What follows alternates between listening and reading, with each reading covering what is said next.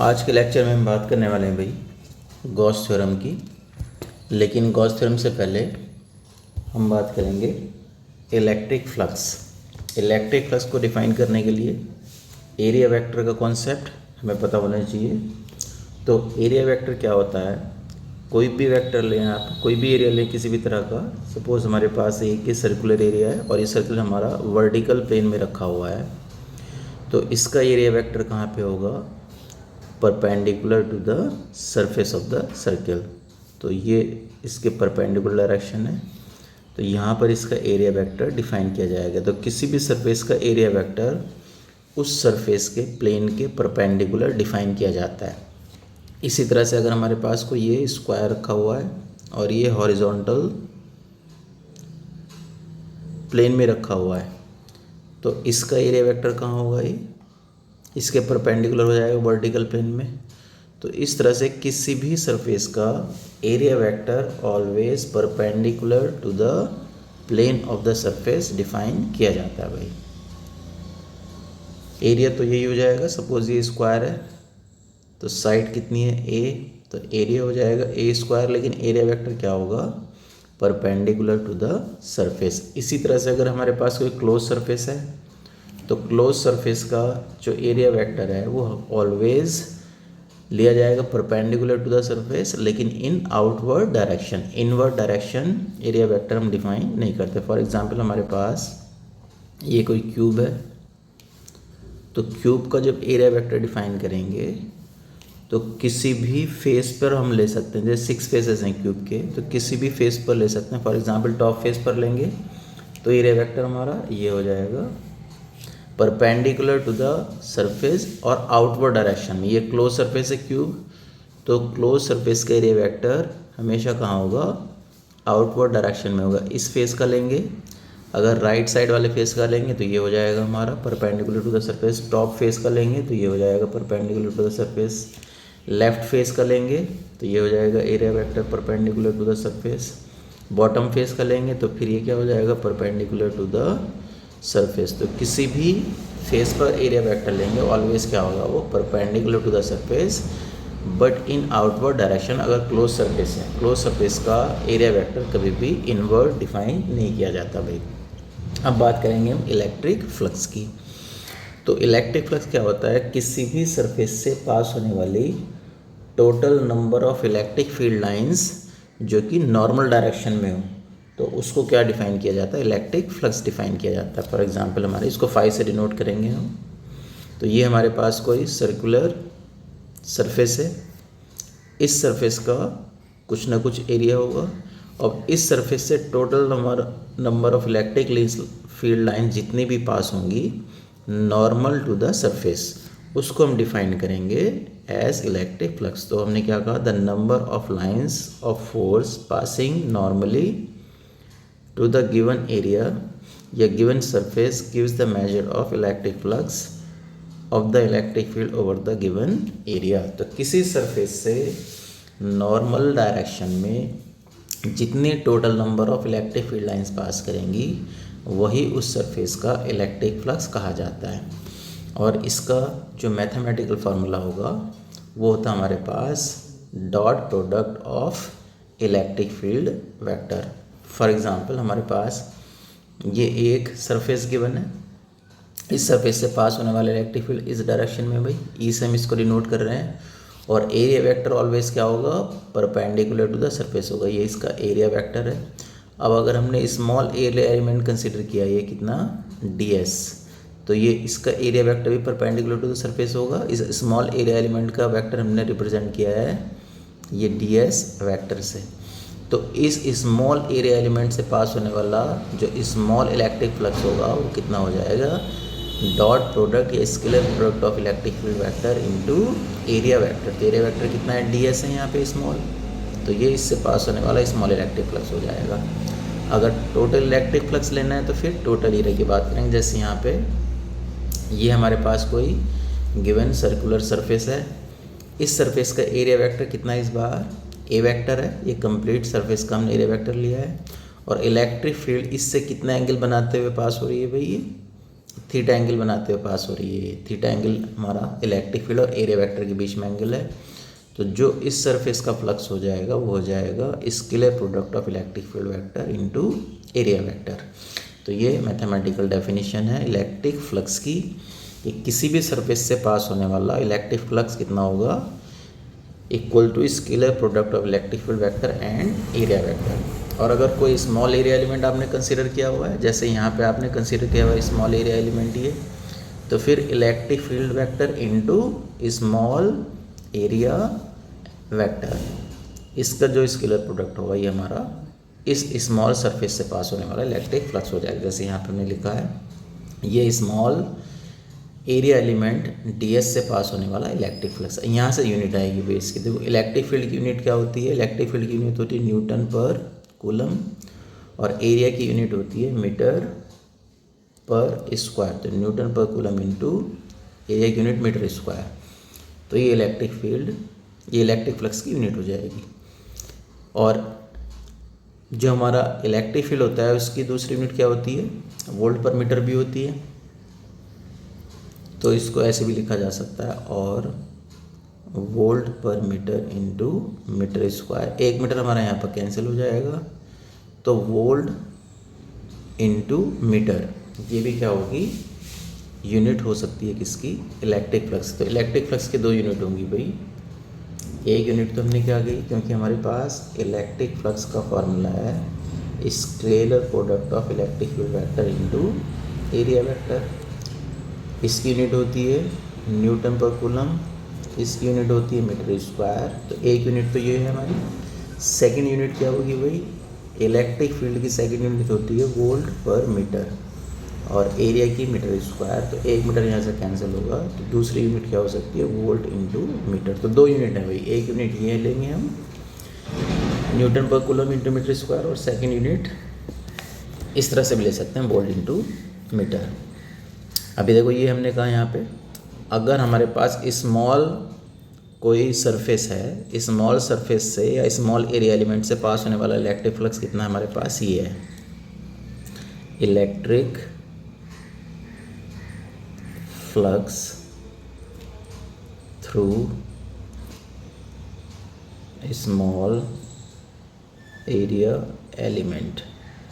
Suppose ये हमारे पास कितना है, इसे d5 से डिनोट करना है। तो d5 कितना है हमारे पास, electric field vector into small area element vector.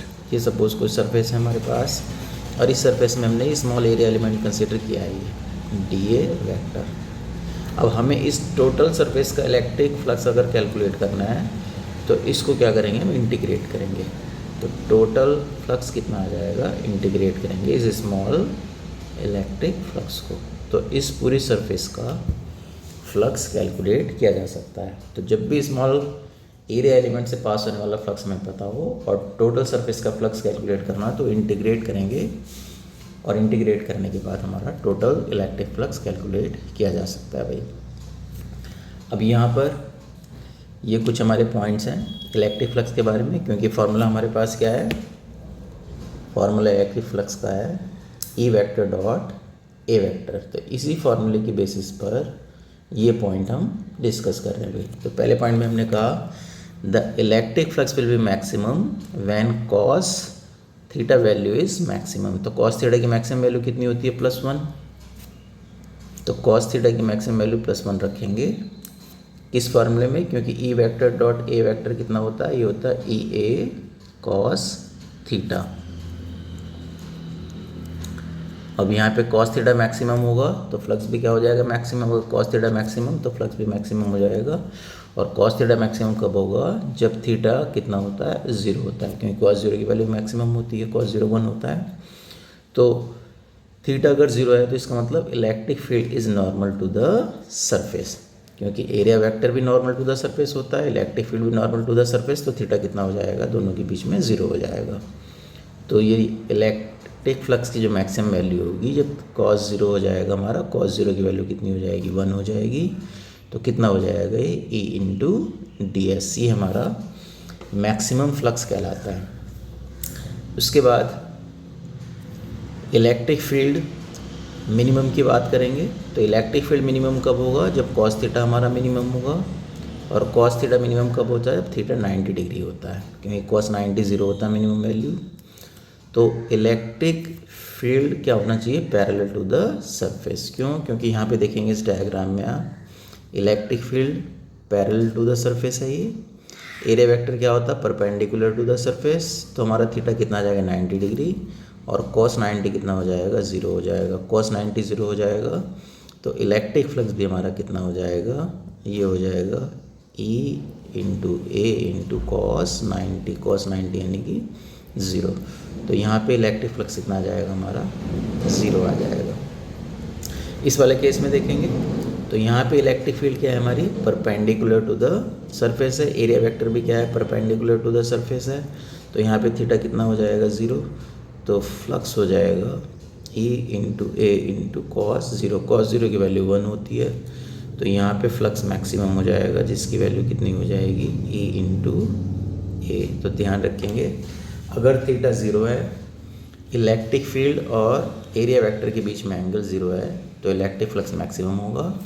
और इलेक्ट्रिक फील्ड और एरिया वेक्टर के बीच में एंगल 90 डिग्री है, तो इलेक्ट्रिक फ्लक्स मिनिमम होगा। तो यहाँ पे फ्लक्स मिनिमम है ये,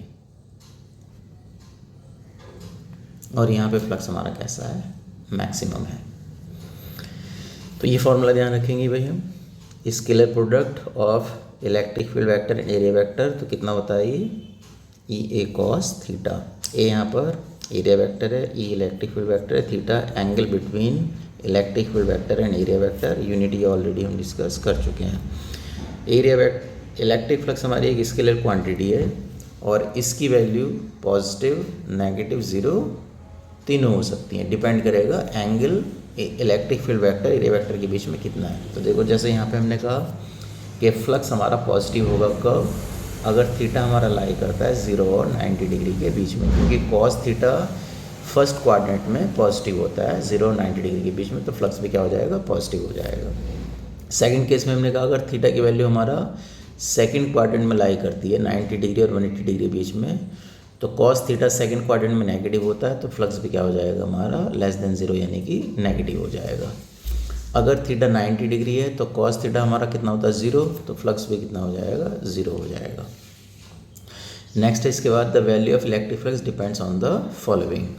तो किस किस फैक्टर पे इलेक्ट्रिक फ्लक्स डिपेंड करेगा, तो हमारे पास देखो इलेक्ट्रिक फ्लक्स का जो फॉर्मूला है उसमें हमारे पास 3 क्वांटिटीज़ हैं भाई, एक इलेक्ट्रिक फील्ड, एक एरिया और एक cos of angle theta. Theta क्या है, angle between electric field vector and area vector. इन तीनों पे इलेक्ट्रिक फ्लक्स डिपेंड करेगा, इलेक्ट्रिक फील्ड पे भी डिपेंड करेगा, एरिया पे भी डिपेंड करेगा, और theta between E vector and A vector इस पर भी डिपेंड करेगा। तो फर्स्ट पॉइंट में हमने क्या कहा, electric flux depends on the magnitude of electric field. तो ये दिखाई दे रहा है यहाँ पे फॉर्मूले में इलेक्ट्रिक फील्ड है, तो इलेक्ट्रिक फील्ड का मैग्नीट्यूड अगर क्या होगा, हाई होगा, तो इलेक्ट्रिक फ्लक्स भी क्या होगा, हाई हो जाएगा हमारा। तो higher the value of electric field more will be the electric flux. अब ये पहले वाले डायग्राम में देखेंगे आप, तो दोनों एरिया तो हमारे कैसे हैं भाई, दोनों डायग्राम में एरिया हमारा सेम है, लेकिन पहले डायग्राम में number of electric field lines ज़्यादा पास हो रही है, यानी इलेक्ट्रिक फील्ड स्ट्रॉन्ग है, और दूसरे वाले डायग्राम में इलेक्ट्रिक फील्ड हमारी कैसी है, और स्ट्रॉन्ग, यानी कि फर्स्ट डायग्राम में इलेक्ट्रिक फील्ड वीक है in comparison to second diagram. तो यहाँ पे इलेक्ट्रिक फील्ड वीक है क्योंकि कम number of electric field lines दिखाई दे रही हैं पर यूनिट एरिया। तो यहाँ पे इलेक्ट्रिक फ्लक्स कैसा होगा हमारा, वीक इलेक्ट्रिक फ्लक्स होगा, और यहाँ पे मोर number of electric field lines दिखाई दे रही हैं, तो यहाँ पे स्ट्रॉन्ग या मोर इलेक्ट्रिक फ्लक्स होगा। तो ध्यान देंगे भाई, इलेक्ट्रिक फील्ड का मैग्नीट्यूड जहाँ पे ज़्यादा होगा वहीं पर इलेक्ट्रिक फ्लक्स का मैग्नीट्यूड भी ज़्यादा होगा। सेकंड पॉइंट में बात कर रहे हैं भाई एरिया वेक्टर पर, तो it depends on the surface area of the surface. तो जहाँ पे एरिया ज़्यादा होगा वहाँ पर हमारा इलेक्ट्रिक फ्लक्स मोर होगा। तो पहला एरिया हमें स्मॉल दिखाई दे रहा है, और सेकंड एरिया से कंपैरिजन में क्या हमारा लार्ज है। तो जहाँ पे एरिया लार्ज होगा वहाँ पर इलेक्ट्रिक फ्लक्स भी क्या होगा, लार्ज होगा। तो यहाँ पे इलेक्ट्रिक फ्लक्स ज़्यादा है सेकंड केस में, फर्स्ट केस में इलेक्ट्रिक फ्लक्स कम है। थर्ड हमने कहा थीटा पे किस तरह से डिपेंड करेगा, तो the value of electric flux also depends on the value of angle theta. ये पहले भी देख चुके हैं भाई हम कि अगर थीटा हमारा कितना है, थीटा की वैल्यू अगर हमारे पास है 0 डिग्री तो फ्लक्स कैसा हो जाता है, मैक्सिमम हो जाता है। क्यों? क्योंकि कॉस थीटा मैक्सिमम हो जाता है यहाँ पे 1, तो फ्लक्स कैसा हो जाएगा, मैक्सिमम। उसकी वैल्यू कितनी होती है, ए इंटू कॉस थीटा 1 हो जाता है। और अगर हमारा थीटा 90 डिग्री होता है तो फिर कॉस थीटा कितना हो जाता है, 0 हो जाता है। तो उस केस में हमारा फ्लक्स भी कितना हो जाएगा, मिनिमम हो जाएगा। और उसकी वैल्यू कितनी हो जाएगी भाई, ए इंटू कॉस 90 0 होता है तो फ्लक्स भी कितना हो जाएगा, 0 हो जाएगा। तो इलेक्ट्रिक फ्लक्स की वैल्यू तीनों फैक्टर पर डिपेंड करेगी, मैग्नीट्यूड ऑफ इलेक्ट्रिक फील्ड, इसी तरह से एरिया और angle between electric field vector and area vector. अब ये क्वेश्चन है भाई हमारा, इस क्वेश्चन में उसने कहा है कि आपको एक स्क्वायर सरफेस गिवन है और इससे पास होने वाला आपको क्या निकालना है, इलेक्ट्रिक फ्लक्स कैलकुलेट करना है। जबकि इलेक्ट्रिक फील्ड आपको गिवन है कितना, ये यहाँ पे इसने इलेक्ट्रिक फील्ड आपको दिया हुआ है। इलेक्ट्रिक फील्ड हमारे पास है, electric field vector is equal to E not into K cap. तो यहाँ पे के क्या है भाई, के कैप डायरेक्शन शो कर रहा है इलेक्ट्रिक फील्ड की, जो कि जेड एक्सिस की डायरेक्शन है। यानी कि इलेक्ट्रिक फील्ड हमारा जेड एक्सिस की डायरेक्शन में, और इलेक्ट्रिक फील्ड का मैग्नीट्यूड कितना है, ई नॉट है। तो मैग्नीट्यूड ई नॉट है, डायरेक्शन क्या है, अलोंग जेड एक्सिस। ये यहाँ पे शो कर रखा डायग्राम में। तो साइड कितनी है स्क्वायर की, ए। तो साइड अगर ए है तो एरिया कितना हो जाएगा भाई, एरिया हो जाएगा हमारे पास ए स्क्वायर। और यहाँ पे इसने डायरेक्शन गिवन है हमें, तो जो एरिया वेक्टर है इसकी भी डायरेक्शन कितनी है भाई, ये भी अलोंग जेड एक्सिस है। तो इलेक्ट्रिक फील्ड भी along Z axis, area vector भी अलोंग जेड एक्सिस। तो थीटा कितना हो जाएगा, यहाँ पे 0 हो जाएगा। और थीटा 0 हो जाएगा तो आप क्या कह सकते हैं भाई कि जो हमारे पास इलेक्ट्रिक फ्लक्स होगा वो कितना होगा, phi is equal to E into A. ये मैक्सिमम वैल्यू होती है जब थीटा 0 होता है। ई हमें कितना दे रखा है, ए स्क्वायर, और एरिया वेक्टर नहीं, ई दे रखा है हमें ई नॉट। तो ई दे रखा है ई नॉट और एरिया दे रखा है ए स्क्वायर। तो ये हमारा आंसर आ जाएगा। इसको वेक्टर से भी हम सॉल्व कर सकते हैं। वेक्टर से कैसे सॉल्व करेंगे, देखो ये हमारे पास फॉर्मूला है, इलेक्ट्रिक फ्लक्स कितना होता है, scalar product of electric field vector and area vector. तो E vector dot A vector कितना हो जाएगा, ई ए इंटू कॉस 0।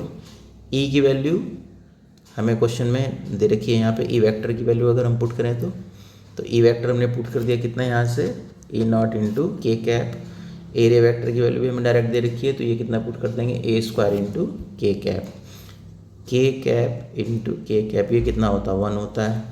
तो कितना आंसर आ जाएगा हमारे पास, E not into A square, ये आंसर आ जाएगा। डायरेक्ट वैसे भी कर सकते थे इसको, जैसे हमने यहाँ पे किया है कि अगर थीटा हमारा 0 है तो फ्लक्स कितना हो जाएगा, ई इंटू ए।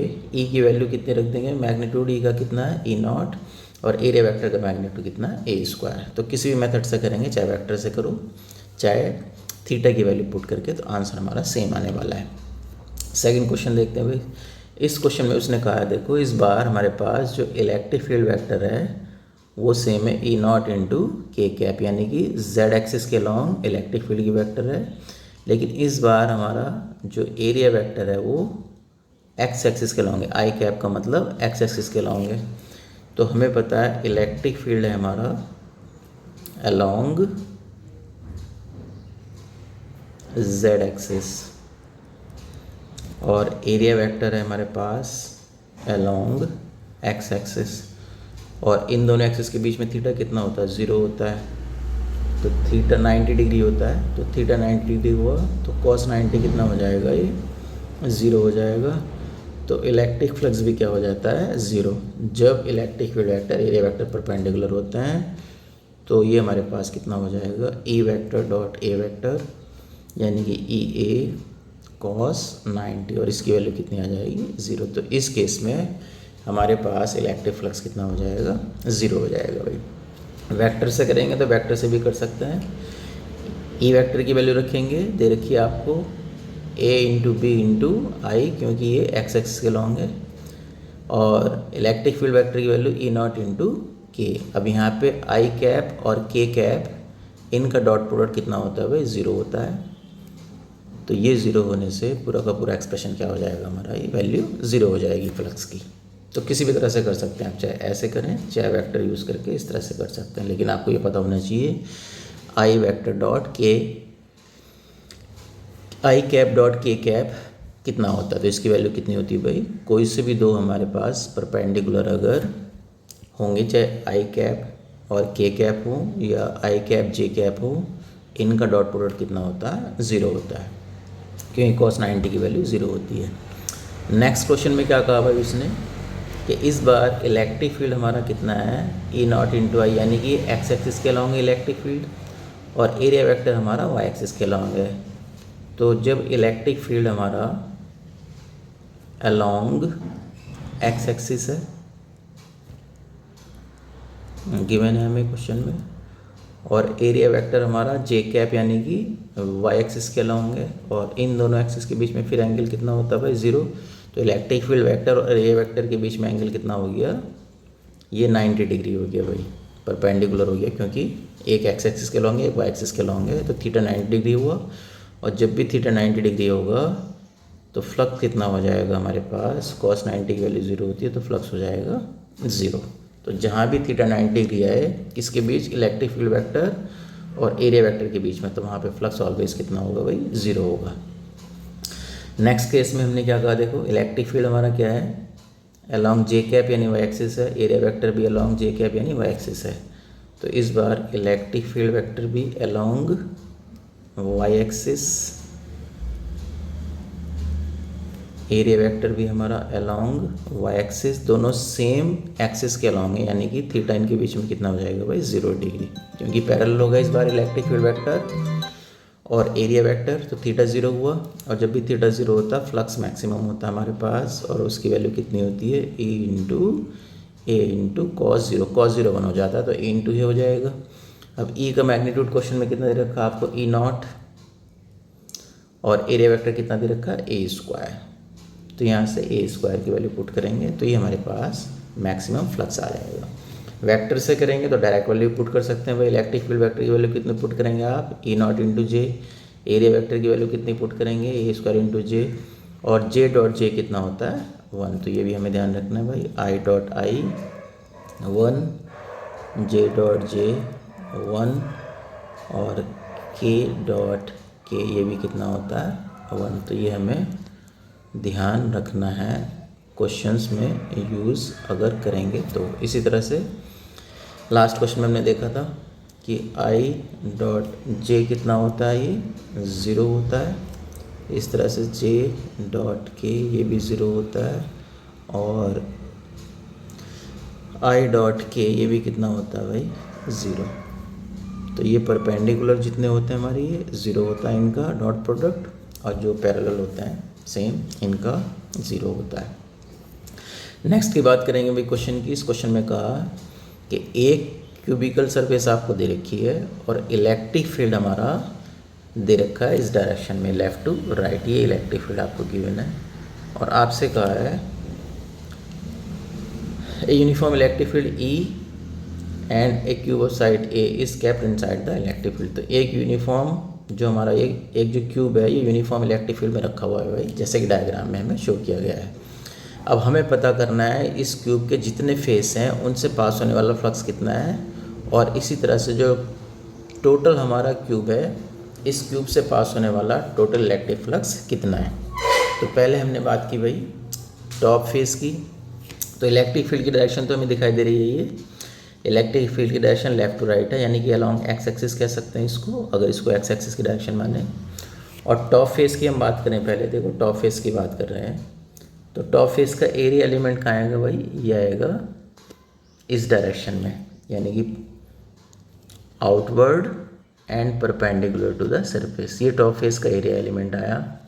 और हमें पता है कि एरिया एलिमेंट और इलेक्ट्रिक फील्ड के बीच में यहाँ पे एंगल कितना दिखाई दे रहा है भाई, ये एंगल दिखाई दे रहा है हमें 90 डिग्री। तो क्योंकि एरिया वेक्टर और इलेक्ट्रिक फील्ड के बीच में एंगल 90 डिग्री है और cos 90 0 होता है, तो टॉप फेस से पास होने वाला फ्लक्स कितना हो जाएगा भाई, ये 0 हो जाएगा। लेफ़्ट फेस की बात करेंगे तो लेफ़्ट फेस का जो एरिया वेक्टर आएगा वो आएगा outward and perpendicular to the surface. तो ये एरिया वेक्टर हुआ लेफ़्ट फेस के लिए, ये हमारा लेफ़्ट फेस है भाई, इधर दिखाई दे रहा है आपको, ये लेफ़्ट फेस की बात कर रहे हैं हम, इस वाले फेस की।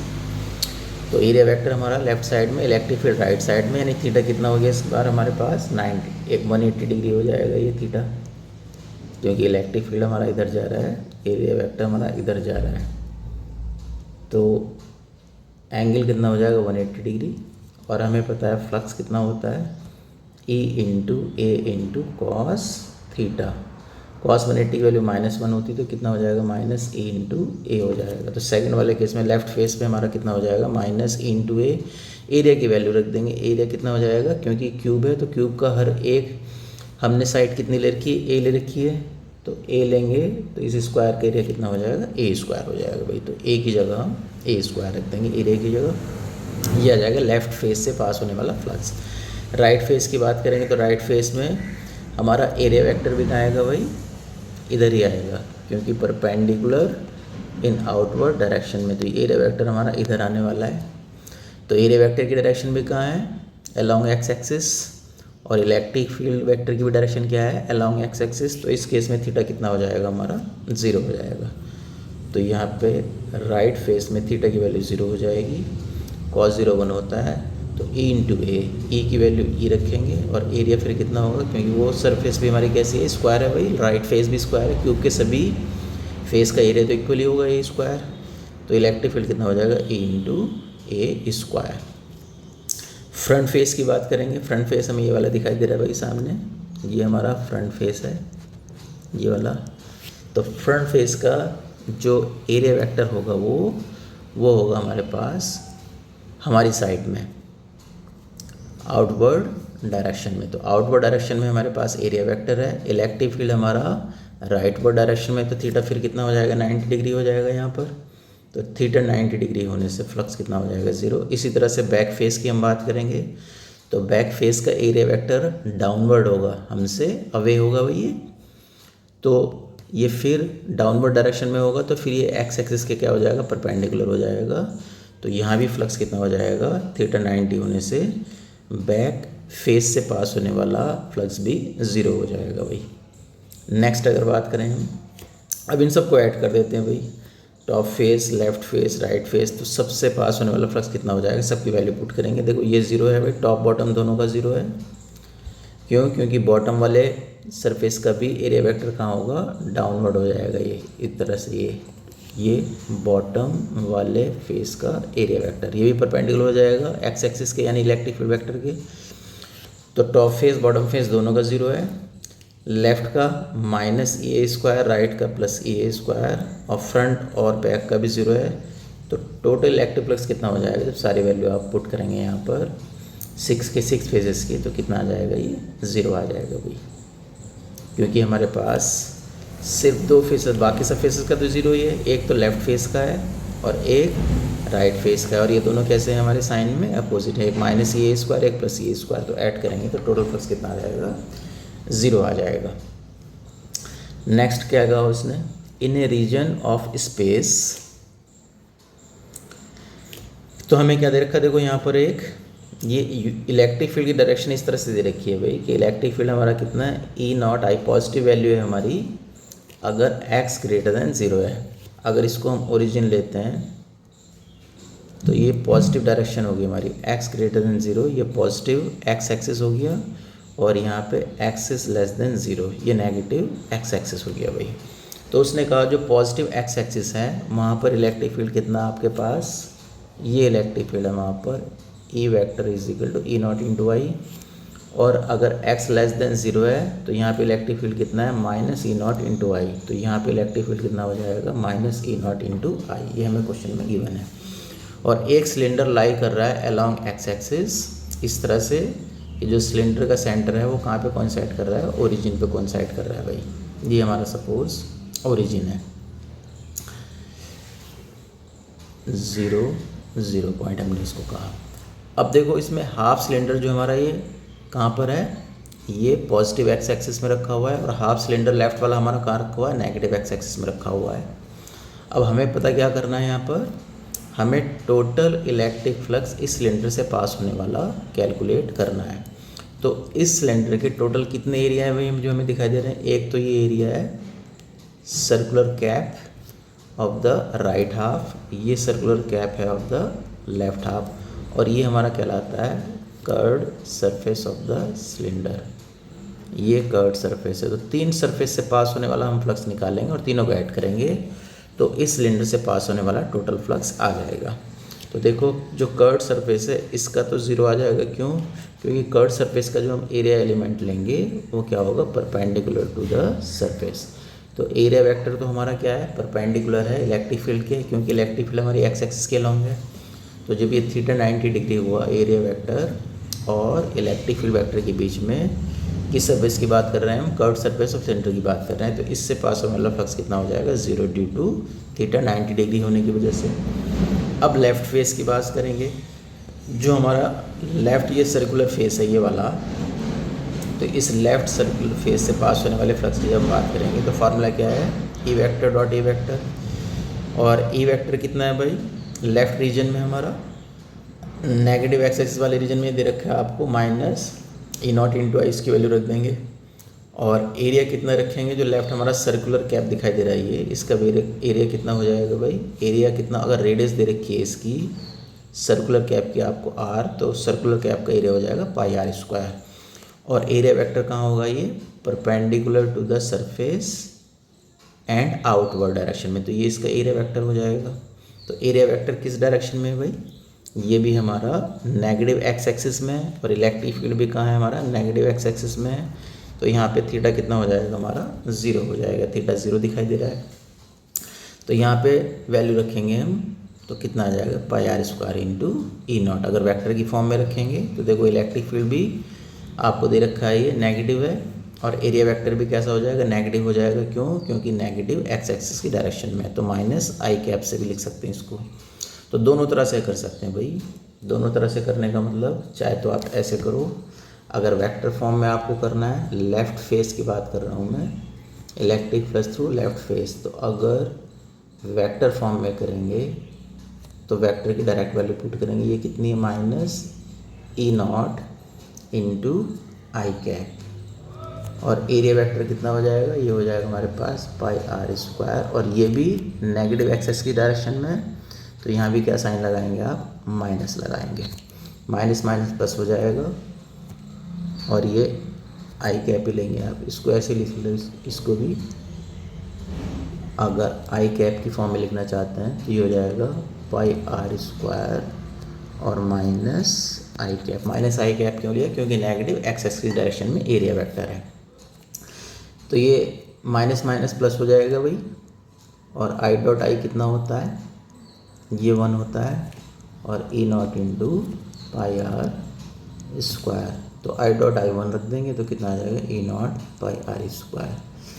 तो ऐसे भी कर सकते हैं इसको वेक्टर यूज़ करके, या वेक्टर यूज़ ना करना चाहें तो सीधा ऐसे भी कर सकते हैं हम इसको, कि हमें पता है ये कितना होता है, E vector dot A vector, और हमें पता है इलेक्ट्रिक फील्ड भी कहाँ है हमारे पास, नेगेटिव एक्स एक्सिस की डायरेक्शन में, और एरिया वेक्टर भी कहाँ है, नेगेटिव एक्स एक्सिस की डायरेक्शन में, यानी कि दोनों के दोनों सेम डायरेक्शन में हो गए। तो थीटा कितना हो गया हमारे पास, 0 डिग्री हो गया। तो फाई हमारे पास कितना हो जाएगा भाई, ये ए इंटू कॉस 0, कॉस 0 की वैल्यू 1 होती है। इलेक्ट्रिक फील्ड की वैल्यू रखेंगे, एरिया की वैल्यू रखेंगे, तो इलेक्ट्रिक फील्ड कितना हमारे पास, ई नॉट, मैग्नीट्यूड रख रहे हैं सिर्फ हम, और एरिया वेक्टर का मैग्नीट्यूड कितना है, पाई आर स्क्वायर। तो आंसर ऐसे भी सेम आना है, ऐसे भी लिया है, तो किसी भी मेथड से कर सकते हैं, चाहे वेक्टर फॉर्म में करें, चाहे आप सिंपल थीटा की वैल्यू यूज़ करके भी क्वेश्चन को सॉल्व कर सकते हैं। तो इस तरह से राइट साइड की बात करेंगे भाई। तो राइट साइड में अगर आप देखेंगे डायग्राम में, तो इस बार हमारा इलेक्ट्रिक फील्ड की डायरेक्शन भी यही है, अलोंग पॉजिटिव एक्स एक्सिस, और एरिया वेक्टर भी क्या होता है भाई, आउटवर्ड डायरेक्शन में होता है, perpendicular to the surface. Circular cap की बात कर रहे हैं, तो यही एरिया वेक्टर की डायरेक्शन है, यही हमारी इलेक्ट्रिक फील्ड वेक्टर की डायरेक्शन है। तो थीटा फिर कितना हो जाएगा, 0 हो जाएगा। तो जब हम राइट वाले बेस की बात करेंगे तो electric field vector into area vector, और थीटा फिर कितना हो जाएगा, 0। और वैल्यू वहाँ पे आपको दे रखी है भाई, इलेक्ट्रिक फील्ड कितना दे रखा है, ई नॉट का मैग्नीट्यूड दे रखा है, और एरिया वेक्टर का मैग्नीट्यूड फिर कितना हो जाएगा, पाई आर स्क्वायर, क्योंकि सर्कुलर कैप की रेडियस हम आर ले रहे हैं। तो ये हो जाएगा ई नॉट और ये हो जाएगा area vector pi R square. तो इसकी भी वैल्यू सेम आएगी भाई, तो ई नॉट इंटू, तो राइट की भी वही आएगी और लेफ़्ट की वैल्यू भी वही आई थी, दोनों को ऐड करेंगे तो टोटल फ्लक्स जो हो जाएगा हमारा सिलेंडर से पास होने वाला वो कितना हो जाएगा, ये आ जाएगा pi R square E not plus pi R square E not, यानी कि 2 pi R square E not. और ये चार्ज की बात अभी हम करेंगे गॉस थ्योरम डिस्कस करने के बाद, क्योंकि चार्ज गॉस थ्योरम की हेल्प से कैलकुलेट किया जा सकता है अगर फ्लक्स आपको गिवन हो, तो इसकी बात हम अभी बाद में करेंगे भाई। नेक्स्ट यहाँ फिर चार्ज की बात कर रहा है, तो ये फिर हम बाद में भी करेंगे, ये भी चार्ज से रिलेटेड है। तो ये गॉस थ्योरम डिस्कस करने के बाद करेंगे क्वेश्चन। इस क्वेश्चन को देखते हैं भाई। इस क्वेश्चन में क्या कहा उसने कि हमारे पास एक ये क्यूबिकल सरफेस है और यूनिफॉर्म इलेक्ट्रिक फील्ड में रखी हुई है भाई। इलेक्ट्रिक फील्ड कितना दे रखा है आपको, ये इलेक्ट्रिक फील्ड दे रखा है E vector is equal to E not into I cap. I cap का मतलब पॉजिटिव एक्स एक्सिस की डायरेक्शन में ये यूनिफॉर्म इलेक्ट्रिक फील्ड डायरेक्टेड है। जो क्यूब आपको गिवन है उसकी साइड कितनी है, ए है, और यहाँ पर कितने डिस्टेंस पर रखा हुआ है क्यूब, ये रखा हुआ है यहाँ से ओरिजिन से, ये ओरिजिन है हमारा, तो ओरिजिन से ए डिस्टेंस पर क्यूब रखा हुआ है। ये जो फर्स्ट फेस है, लेफ़्ट फेस है हमारा, लेफ़्ट फेस की ओरिजिन से डिस्टेंस कितनी है, स्मॉल ए। तो अब हम क्या करेंगे, इसके जो टोटल क्यूब है इससे पास होने वाला फ्लक्स कैलकुलेट करेंगे।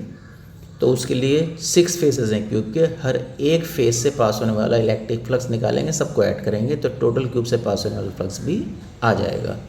तो देखो पहले हम बात कर रहे हैं at face F G H I. तो ये हमें लेफ़्ट फेस दिखाई दे रहा है भाई, ये वाला फेस, ये हमारा फेस कौन सा है, एफ जी एच आई। तो देखो इलेक्ट्रिक फील्ड की डायरेक्शन तो पॉजिटिव एक्स एक्सिस की डायरेक्शन में, और एरिया वेक्टर क्या होता है हमें पता है, एरिया वेक्टर होता है हमेशा perpendicular to the surface and outward direction में। तो आउटवर्ड डायरेक्शन कहाँ रहा, ये लेफ्ट डायरेक्शन में रहा। लेफ्ट का मतलब नेगेटिव एक्स एक्सिस की डायरेक्शन में एरिया वेक्टर है। तो एरिया वेक्टर तो वो हमारा नेगेटिव एक्स एक्सिस की डायरेक्शन में ये एरिया वेक्टर है, और इलेक्ट्रिक फील्ड कहाँ दे रखा है हमें, पॉजिटिव एक्स एक्सिस की डायरेक्शन में दे रखा है। तो दोनों के बीच में जो थीटा हो जाएगा हमारा, थीटा कितना हो जाएगा, 180 डिग्री हो जाएगा। तो यहाँ पे जो थीटा लिया हमने 180 डिग्री लिया, तो फ्लक्स जो हो जाएगा लेफ़्ट फेस के लिए ई vector dot A vector, value direct put कर रहे हैं।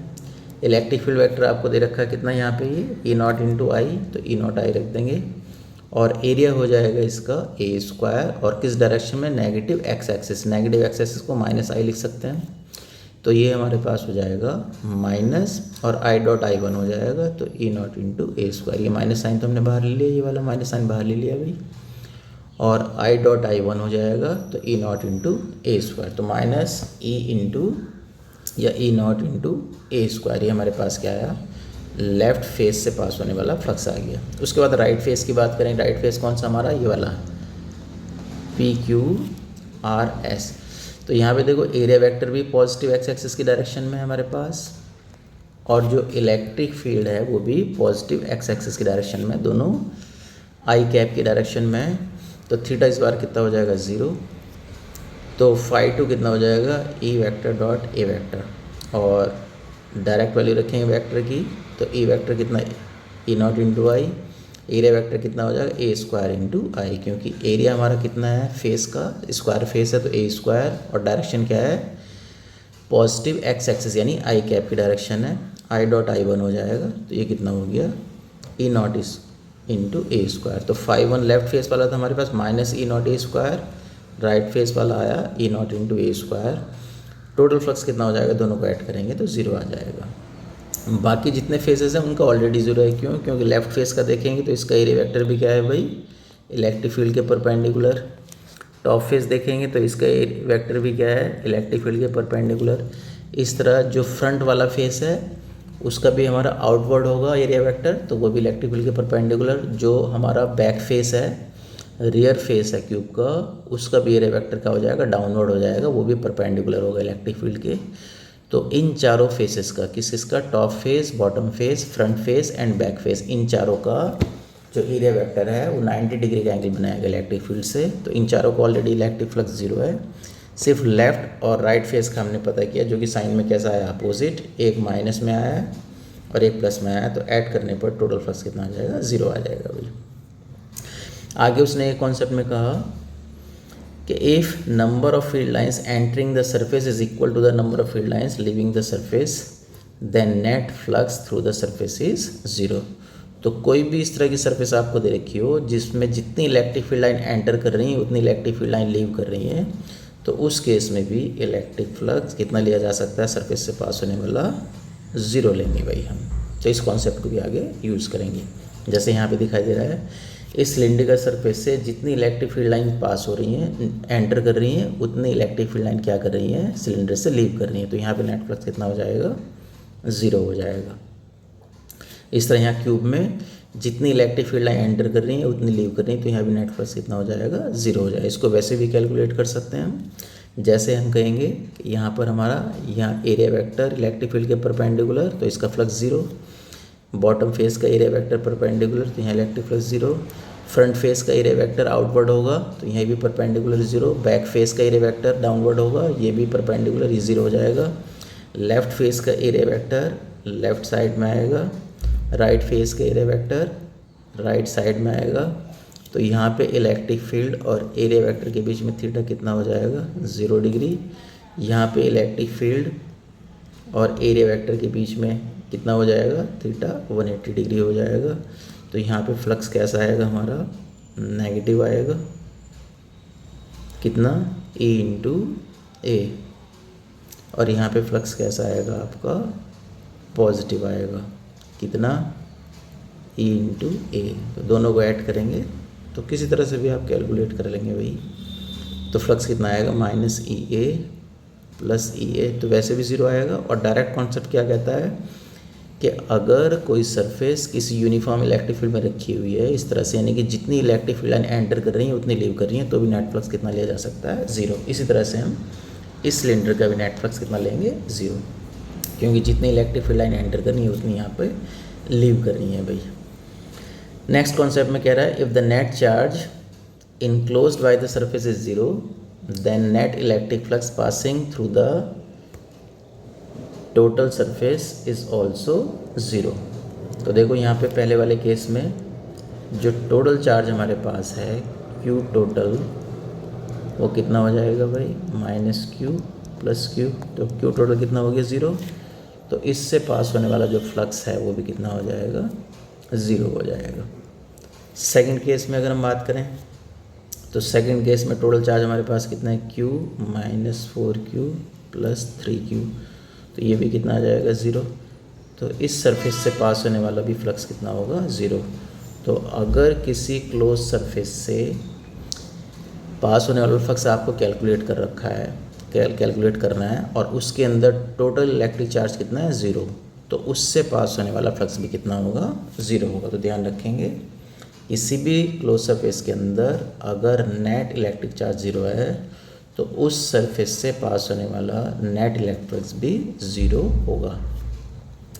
नेक्स्ट क्वेश्चन में बात करेंगे। ये क्वेश्चन थोड़ा डिफरेंट इसलिए है कि यहाँ पे जो इलेक्ट्रिक फील्ड है कितनी, E not X into I. E not X का मतलब क्या है, एक्स पे डिपेंड कर रही है इलेक्ट्रिक फील्ड। ये यूनिफॉर्म इलेक्ट्रिक फील्ड नहीं है, ये डिस्टेंस चेंज करने के साथ साथ चेंज हो रही है। और जैसे जैसे एक्स इंक्रीज़ करेगा वैसे वैसे इलेक्ट्रिक फील्ड भी हमारी क्या करेगी, इंक्रीज़ करेगी। तो अगर यहाँ पे लेंगे आप इस पॉइंट पर तो इलेक्ट्रिक फील्ड कुछ और होगी। इस पॉइंट को मैं कहता हूँ सपोज पी, तो पी पॉइंट पे इलेक्ट्रिक फील्ड कुछ और होगी, क्यू पॉइंट पे इलेक्ट्रिक फील्ड कुछ और हो जाएगी, इंक्रीज़ कर जाएगी। क्यों, क्योंकि एक्स वहाँ पे इंक्रीज़ कर रहा है लेफ़्ट टू राइट, और इलेक्ट्रिक फील्ड हमारे दिखाई दे रहा है भाई एक्स पे डिपेंड कर रही है, यानी कि एक्स के डायरेक्टली प्रोपोर्शनल है। जैसे जैसे एक्स इंक्रीज़ करेगा वैसे वैसे इलेक्ट्रिक फील्ड इंक्रीज़ करेगी।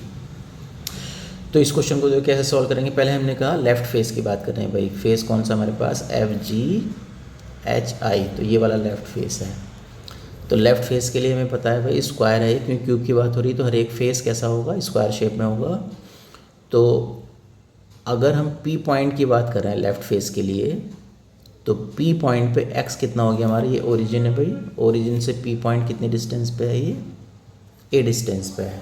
तो x इजिकल टू A है।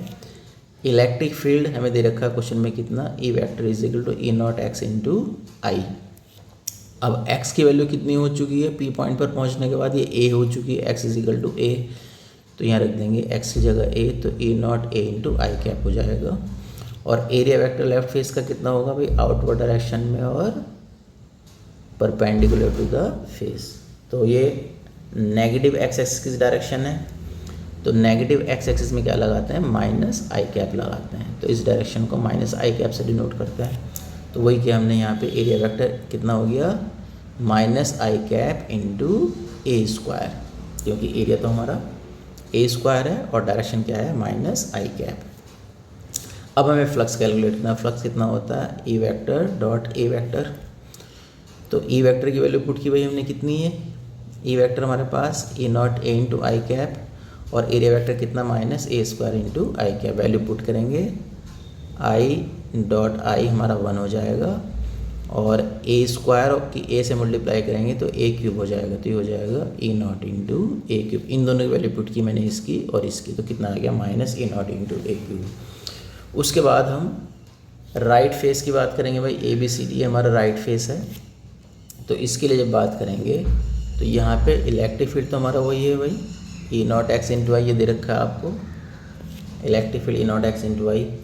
एरिया वेक्टर क्या हो जाएगा इसका, इस बार पॉजिटिव एक्स एक्सिस डायरेक्शन में होगा, क्योंकि perpendicular to the surface and outward direction. तो एरिया वेक्टर हमारे पास ये हो जाएगा इस बार पॉजिटिव एक्स एक्सिस डायरेक्शन, जिसको हम किससे डिनोट करेंगे, इस डायरेक्शन को आई कैप से डिनोट करेंगे। तो एरिया वेक्टर हो गया हमारे पास A square into I cap. तो फ्लक्स कितना हो जाएगा, E vector dot A vector, दोनों की वैल्यू पुट करेंगे भाई। ई वेक्टर कितना हमारे पास, E not into 2a into I cap, और एरिया वेक्टर कितना, A square into I cap. I cap कितना हो जाता है 1, तो ये हो जाएगा ई नॉट इंटू 2a क्यूब। तो ये आ गया हमारे पास φ2। तो φ2 की वैल्यू कितनी हो गई, 2e not into A cube. अब हमें टोटल फ्लक्स निकालना है, तो दोनों को क्या करेंगे, ऐड करेंगे भाई। तो φ1 की वैल्यू कितनी थी हमारे पास, φ1 था ये φ1 था हमारे पास minus E not A cube, तो ये φ1 की वैल्यू होगी minus E not A cube. और φ2 अभी हमने कितना कैलकुलेट किया है, 2 ई नॉट ए क्यूब, तो ये φ2 की वैल्यू होगी 2 ई नॉट ए क्यूब। तो कितना आ जाएगा माइनस करने के बाद, ये ई नॉट ए क्यूब कॉमन लेंगे, 2 - 1 1 हो जाएगा। तो टोटल फ्लक्स कितना हो जाएगा, इतना। और ये हम पहले जानते हैं कि टॉप फेस का भी, बॉटम फेस का भी, और फ्रंट फेस बैक फेस का 0 होगा। क्यों, क्योंकि इन सब केस में थीटा कितना होगा, 90 डिग्री। तो सिर्फ लेफ्ट फेस और राइट फेस को कंसीडर करके टोटल इलेक्ट्रिक फ्लक्स, तो यहाँ ध्यान रखेंगे, यहाँ पे टोटल इलेक्ट्रिक फ्लक्स 0 नहीं आएगा। क्यों, क्योंकि यूनिफॉर्म इलेक्ट्रिक फील्ड नहीं है, बल्कि इलेक्ट्रिक फील्ड हमारी एक्स एक्सिस यानी डिस्टेंस पे डिपेंड कर रही है भाई। जैसे जैसे आप मूव करोगे, एक्स एक्सिस हमारा क्या करेगा, चेंज करेगा लेफ़्ट टू राइट। तो एक्स एक्सिस की वैल्यू चेंज होने पर इलेक्ट्रिक फील्ड भी क्या हो रहा है, चेंज हो रहा है। तो वेरिएबल इलेक्ट्रिक फील्ड का क्वेश्चन है, तो यहाँ पे टोटल इलेक्ट्रिक फील्ड 0 नहीं आएगा भाई। नेक्स्ट की बात करेंगे हम क्वेश्चन की। उस क्वेश्चन में कहा इसने, a cylinder of radius R and length L is placed in a uniform electric field such that the axis of the cylinder is parallel to the electric field, then find the electric flux through the cylinder. तो उसने कहा इस बार एक cylinder radius R है, length L है, और uniform electric field में हमने उसको रखा हुआ है भाई, such that the axis of cylinder is parallel to the electric field. किस तरह से रखा हुआ है, जो एक्सिस ऑफ सिलेंडर है वो इलेक्ट्रिक फील्ड की डायरेक्शन के पैरेलल है। तो ये डायग्राम बनाया भाई हमने, ये axis of cylinder electric field के पैरेलल, ये इलेक्ट्रिक फील्ड की डायरेक्शन, रेड लाइन जो आपको दिखा रखी है ये रेड लाइन इलेक्ट्रिक फील्ड की डायरेक्शन को शो कर रही है भाई। तो इस तरह से हमने ये रखा हुआ है। तो इसमें भी हमारे पास ये सर्कुलर कैप है भाई लेफ़्ट वाला, ये सर्कुलर कैप है राइट वाला, और ये हमारे पास क्या होती है, ये कर्व्ड सरफेस होती है। तो 3 हमारे पास इस बार सरफेसेस हैं, एक कर्व्ड सरफेस है सिलेंडर की, एक हमारा लेफ़्ट सर्कुलर एरिया है, एक हमारा राइट सर्कुलर एरिया है। तो तीनों से क्या करेंगे, हम इलेक्ट्रिक फील्ड की वैल्यू पता करेंगे भाई। तो देखो पहले हमने कहा फ्लक्स थ्रू एरिया A1 कौन सा एरिया, लेफ़्ट वाला है। रेडियस अगर सर्कुलर कैप की आर है तो एरिया पाई आर स्क्वायर हो जाएगा, हमें पता ही है भाई। तो फ्लक्स कितना हो जाएगा, electric field vector into area vector. ये हम लेफ़्ट सरफेस के लिए निकाल रहे हैं, जिसका एरिया कितना कहा हमने, A1 कहा। ये A1 एरिया लेफ्ट सरफेस के लिए। तो वैल्यू कितनी होगी भाई, उसने हमें क्या कहा था कि जो इलेक्ट्रिक फील्ड कैसा है, यूनिफॉर्म। तो कितना ये दे रखा है आपको, E vector is equal to E not into I. इसका मतलब क्या है, इलेक्ट्रिक फील्ड हमारा पॉजिटिव एक्स एक्सिस के अलोंग डायरेक्टेड है। तो डायरेक्टेड अलोंग आई कैप का मतलब पॉजिटिव एक्स एक्सिस की डायरेक्शन है भाई, पॉजिटिव एक्स एक्सिस। तो ये हमने डायरेक्शन ऑलरेडी बना रखी है यहाँ पर डायग्राम में। अब लेफ्ट फेस के लिए एरिया वेक्टर कहाँ हो जाएगा भाई, आउटवर्ड डायरेक्शन में होगा ये, यानी कि लेफ्ट साइड में होगी, यानी कि माइनस आई कैप से इसको डिनोट करेंगे। ये डायरेक्शन कौन सी है, माइनस आई कैप वाली। तो एरिया वेक्टर कितना हो, pi R square minus I cap. तो वैल्यू पुट करेंगे भाई यहाँ पे, तो ये माइनस आ जाएगा हमारे पास, क्योंकि वैल्यू सीधी सीधी क्या रखेंगे भाई, जो फ्लक्स है ये हो जाएगा E vector dot A vector, और हमारे पास एंगल कितना हो गया यहाँ पे 180 डिग्री। क्यों, क्योंकि इलेक्ट्रिक फील्ड हमारा राइट साइड में, ये आई कैप की डायरेक्शन है, ये इलेक्ट्रिक फील्ड की डायरेक्शन है, और एरिया वेक्टर की डायरेक्शन हमारी इधर है। तो थीटा कितना हो गया, 90 डिग्री अपोजिट डायरेक्शन में। तो सिंपल क्या लिख सकते हैं, ई ए इंटू कॉस 180। ई की वैल्यू हमें कितनी दे रखी है भाई, क्वेश्चन में दे रखी है ई नॉट, और एरिया की कितनी दे रखी है, पाई आर स्क्वायर। तो minus E not into pi R square, ये हमारा डायरेक्ट आंसर आ जाएगा। वेक्टर की फॉर्म में करना चाहें वेक्टर की फॉर्म में कर सकते हैं, डायरेक्ट करना चाहें कॉस थीटा की वैल्यू रख के तो डायरेक्ट भी किया जा सकता है भाई। इसी तरह फ्लक्स थ्रू एरिया A2 कौन सा हमारा, ये राइट जो सर्कुलर कैप है, वो हम इसकी बात कर रहे हैं। तो राइट सर्कुलर कैप का एरिया कितना कंसिडर करना है, A2, लेकिन ये इस बार हमारा आउटवर्ड डायरेक्शन इधर ही आएगी भाई, पॉजिटिव एक्सेस की डायरेक्शन। तो इसको हम आई कैप से डिनोट करेंगे। तो यहाँ पे सीधी सीधी वैल्यू कितनी आ जाएगी भाई, ये आ जाएगी E not into pi R square, क्योंकि आई डॉट आई कितना हो जाएगा, 1 हो जाएगा। ध्यान रखेंगे भाई, इलेक्ट्रिक फील्ड की वैल्यू कितनी रखेंगे यहाँ पे आप, ई नॉट आई, और एरिया वेक्टर की कितनी रखेंगे, pi R square into I. I क्यों रखा, क्योंकि इस बार एरिया वेक्टर राइट साइड में, यानी positive X axes, I dot I 1 हो जाता है, तो E naught pi R square आ जाएगा हमारे पास ये। उसके बाद फ्लक्स थ्रू एरिया A3 कौन सा कहा हमने, कर्व सरफेस है। तो कर्व सरफेस हमें पता है भाई, इसका एरिया वेक्टर कहाँ जाएगा, परपेंडिकुलर जाएगा ये एरिया वेक्टर, और परपेंडिकुलर जाने का मतलब थीटा 90 डिग्री हो जाएगा। यहाँ पे थीटा 90 होती है, इससे पास होने वाला फ्लक्स कितना हो जाएगा, ये 0 हो जाएगा। तो ये तो कंट्रीब्यूट करेगा नहीं, टोटल फ्लक्स में कौन कौन कंट्रीब्यूट करेगा, एक φ1 और एक φ2, और इन दोनों का साइन भी कैसा है, अपोजिट है। तो टोटल फ्लक्स जब हम कैलकुलेट करेंगे तो कितना आ जाएगा, वो 0 आ जाएगा। तो इस तरह क्वेश्चन पहले भी हम ऑलरेडी कर चुके हैं भाई। इसी तरह से ये एक हेमिस्फेरिकल बाउल है of radius r is capped in a uniform electric field. तो इसमें भी देखो हमारे पास एक तो ये सर्कुलर कैप है भाई, जिसको बेस कहेंगे हम, और ये हमारी कर्व्ड सरफेस है, ऊपर जो आपको दिखाई दे रही है ये कर्व्ड सरफेस है। और इलेक्ट्रिक फील्ड हमारा लेफ़्ट टू राइट इस डायरेक्शन में, हमारा ये इलेक्ट्रिक फील्ड की डायरेक्शन आपको क्वेश्चन में गिवन है। तो हमें इस हेमिस्फेरिकल बाउल से पास होने वाला इलेक्ट्रिक फ्लक्स कैलकुलेट करना है। तो flux linked with the base, तो बेस से पास होने वाला फ्लक्स कितना हो जाएगा, एरिया वेक्टर तो हमारा perpendicular to the circular cap हो जाएगा डाउनवर्ड डायरेक्शन में। इलेक्ट्रिक फील्ड हमारा आउटवर्ड डायरेक्शन में, तो यहाँ पे थीटा कितना आ गया भाई, इलेक्ट्रिक फील्ड एरिया वेक्टर बीच में 90 डिग्री। तो इसलिए जो हमारा ये बेस है, इससे पास होने वाला फ्लक्स कितना हो जाएगा, 0, थीटा 90 डिग्री होने की वजह से। Flux linked with the complete body कितना है, 0 क्यों होगा, क्योंकि हमने कहा था किसी भी क्लोज सरफेस से जितनी इलेक्ट्रिक फील्ड लाइन अगर एंटर करेंगी, उतनी इलेक्ट्रिक फील्ड लाइन अगर लीव करेंगी, तो उससे पास होने वाला टोटल फ्लक्स कितना होता है, 0 होता है। तो यहाँ पे टोटल बॉडी का फ्लक्स कितना है भाई, 0 है। Flux linked with the curved surface, तो कर्व्ड सरफेस से पास होने वाला इलेक्ट्रिक फ्लक्स भी कैलकुलेट किया जा सकता है। कैसे कैलकुलेट करेंगे भाई, वो आगे क्वेश्चन में हम इसे कैलकुलेट करेंगे भी। इस क्वेश्चन एक क्वेश्चन और आएगा। देखो यहाँ पर इसने कहा है कि बेस से पास होने वाला फ्लक्स कितना हो जाएगा भाई, तो इस बार इलेक्ट्रिक फील्ड हमारी अपवर्ड डायरेक्शन में है। ये जो डायरेक्शन दे रखी है आपको, ये इलेक्ट्रिक फील्ड की डायरेक्शन है अपवर्ड डायरेक्शन में, और हमारा एरिया वेक्टर कहाँ है, डाउनवर्ड डायरेक्शन में। तो थीटा कितना हो जाएगा यहाँ पे 180। तो कितना हो जाएगा, बेस से पास होने वाला flux E vector dot A vector. तो E vector dot A vector का मतलब E into A into cos 180। Cos 180 की वैल्यू कितनी होती है, -1। ई कितना है, ई दे रखा है आपको, इलेक्ट्रिक फील्ड का मैग्नीट्यूड ई रख देंगे, और एरिया कितना होता है सर्कुलर कैप का, पाई आर स्क्वायर। तो कॉस 180 क्योंकि -1 होता है तो minus E into pi R square हो जाएगा। क्यू टोटल कितना है भाई इसका, क्यू टोटल हमारे पास कितना है, ये 0 है। तो फाई कट क्यू 0 क्यों है, क्योंकि अभी गॉस थ्योरम में बात करेंगे कि किसी सरफेस के अंदर अगर कोई चार्ज नहीं है, ये बात हम यहाँ पे कर भी चुके हैं कि किसी सरफेस से पास होने वाला इस सरफेस के अंदर अगर टोटल चार्ज 0 है तो उससे ये यहाँ पे डिस्कस किया था भाई हमने, अगर नेट चार्ज किसी भी सरफेस के अंदर कितना हो, 0 हो, तो उससे पास होने वाला नेट फ्लक्स भी कितना होगा, 0 होगा। तो वही बात हम यहाँ पे कर रहे हैं भाई।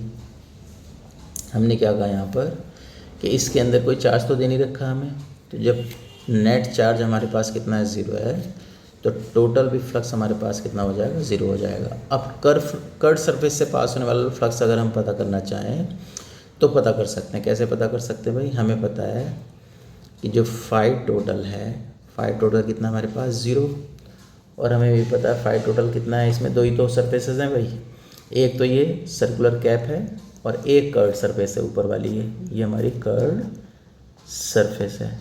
तो टोटल फ्लक्स 0 होने का मतलब दोनों सरफेस का 0 है, तो हम कहेंगे फाई जो बेस है सर्कुलर प्लस फाई जो कर्व सरफेस है, इन दोनों का जो टोटल फ्लक्स है वो कितना है, 0 है। और बेस का हम ऑलरेडी निकाल चुके हैं, कितना बेस का हम कैलकुलेट कर चुके हैं, minus A into pi R square. तो बेस का कितना, minus A into pi R square, और इसका हमें कैलकुलेट करना है फाई कर्व का, टोटल कितना है, 0। तो यहाँ से जो फाई कर्व का है ये कितना आ जाएगा भाई, ये इधर जाके प्लस हो जाएगा, तो E into pi R square. तो इस तरह से अगर टोटल सरफेस का हमें इलेक्ट्रिक फ्लक्स पता है 0 है, तो फिर हम कर्व सरफेस का निकाल सकते हैं अगर बेस का गिवन है, और अगर आपको कर्व सरफेस का गिवन है तो बेस का कैलकुलेट कर सकते हैं भाई। तो इस तरह से हमारा इस कर्व सरफेस का इलेक्ट्रिक फ्लक्स कितना आ जाएगा, E into pi R square हो जाएगा, जबकि बेस का इसका नेगेटिव होगा। इस तरह इस क्वेश्चन में हमने किया। यहाँ पे इलेक्ट्रिक फील्ड हमारी डाउनवर्ड डायरेक्शन में, तो इस बार जो ये एरिया वेक्टर है, एरिया वेक्टर भी कहाँ होगा, परपेंडिकुलर आउटवर्ड, तो एरिया वेक्टर भी हमारा इसी डायरेक्शन में। तो थीटा यहाँ पे कितना हो गया भाई, बेस के लिए अगर हम बात करें तो 0 डिग्री हो जाएगा। तो जो सर्कुलर बेस है इसके लिए थीटा कितना हुआ, 0। तो इलेक्ट्रिक फील्ड कितना होता है, E vector dot A vector, तो ए इंटू कॉस 0, कॉस 0 की वैल्यू 1 हो जाएगी, ई की वैल्यू ई रख रहे हैं, और एरिया कितना है सर्कुलर कैप का, पाई आर स्क्वायर, तो ये इतना आ गया। फाई टोटल फिर 0 है हमारा, क्यों, क्योंकि इसके अंदर कोई चार्ज तो है नहीं, टोटल चार्ज ही नहीं है, तो इसका टोटल फ्लक्स तो 0 होना है। तो फाई कट कितना हो जाएगा, फिर फाई कट वैसे निकाल सकते हैं भाई, हम क्या करेंगे, phi total is equal to phi base plus phi cut. Total हमारे पास कितना है, 0, फाई बेस का कितना हमारे पास, E into pi R square, तो फाई कट का कितना हो जाएगा, इधर आके माइनस हो जाएगा, तो फाई कट का हमारे पास आ जाएगा ये minus E into pi R square. तो इस तरह से एक सरफेस का अगर आपको दे रखा है, टोटल का आपको इसलिए पता है क्योंकि नेट चार्ज कोई गिवन नहीं है, तो टोटल सरफेस का पास कितना मान सकते हैं, 0 मान सकते हैं। तो एक सरफेस का अगर सर्कुलर का दे रखा है तो कर्व का निकाल लेंगे, कर्व का दे रखा है तो सर्कुलर का निकाल लेंगे, लेकिन ये ध्यान रखना है इलेक्ट्रिक फील्ड की डायरेक्शन उसने किस तरह से दे रखी है उसको कंसीडर करना है, तभी हमें पता लगेगा कि ये कॉस हमारा 0 आ रहा है या 90 आ रहा है या कितना आएगा। इस क्वेश्चन में देखो इसने फिर ये कहा, इस तरह का क्वेश्चन है, तो ये क्वेश्चन इसी तरह से हम सॉल्व कर सकते हैं भाई। इसके बाद आगे बात करेंगे अब हम नेक्स्ट टॉपिक के अपने।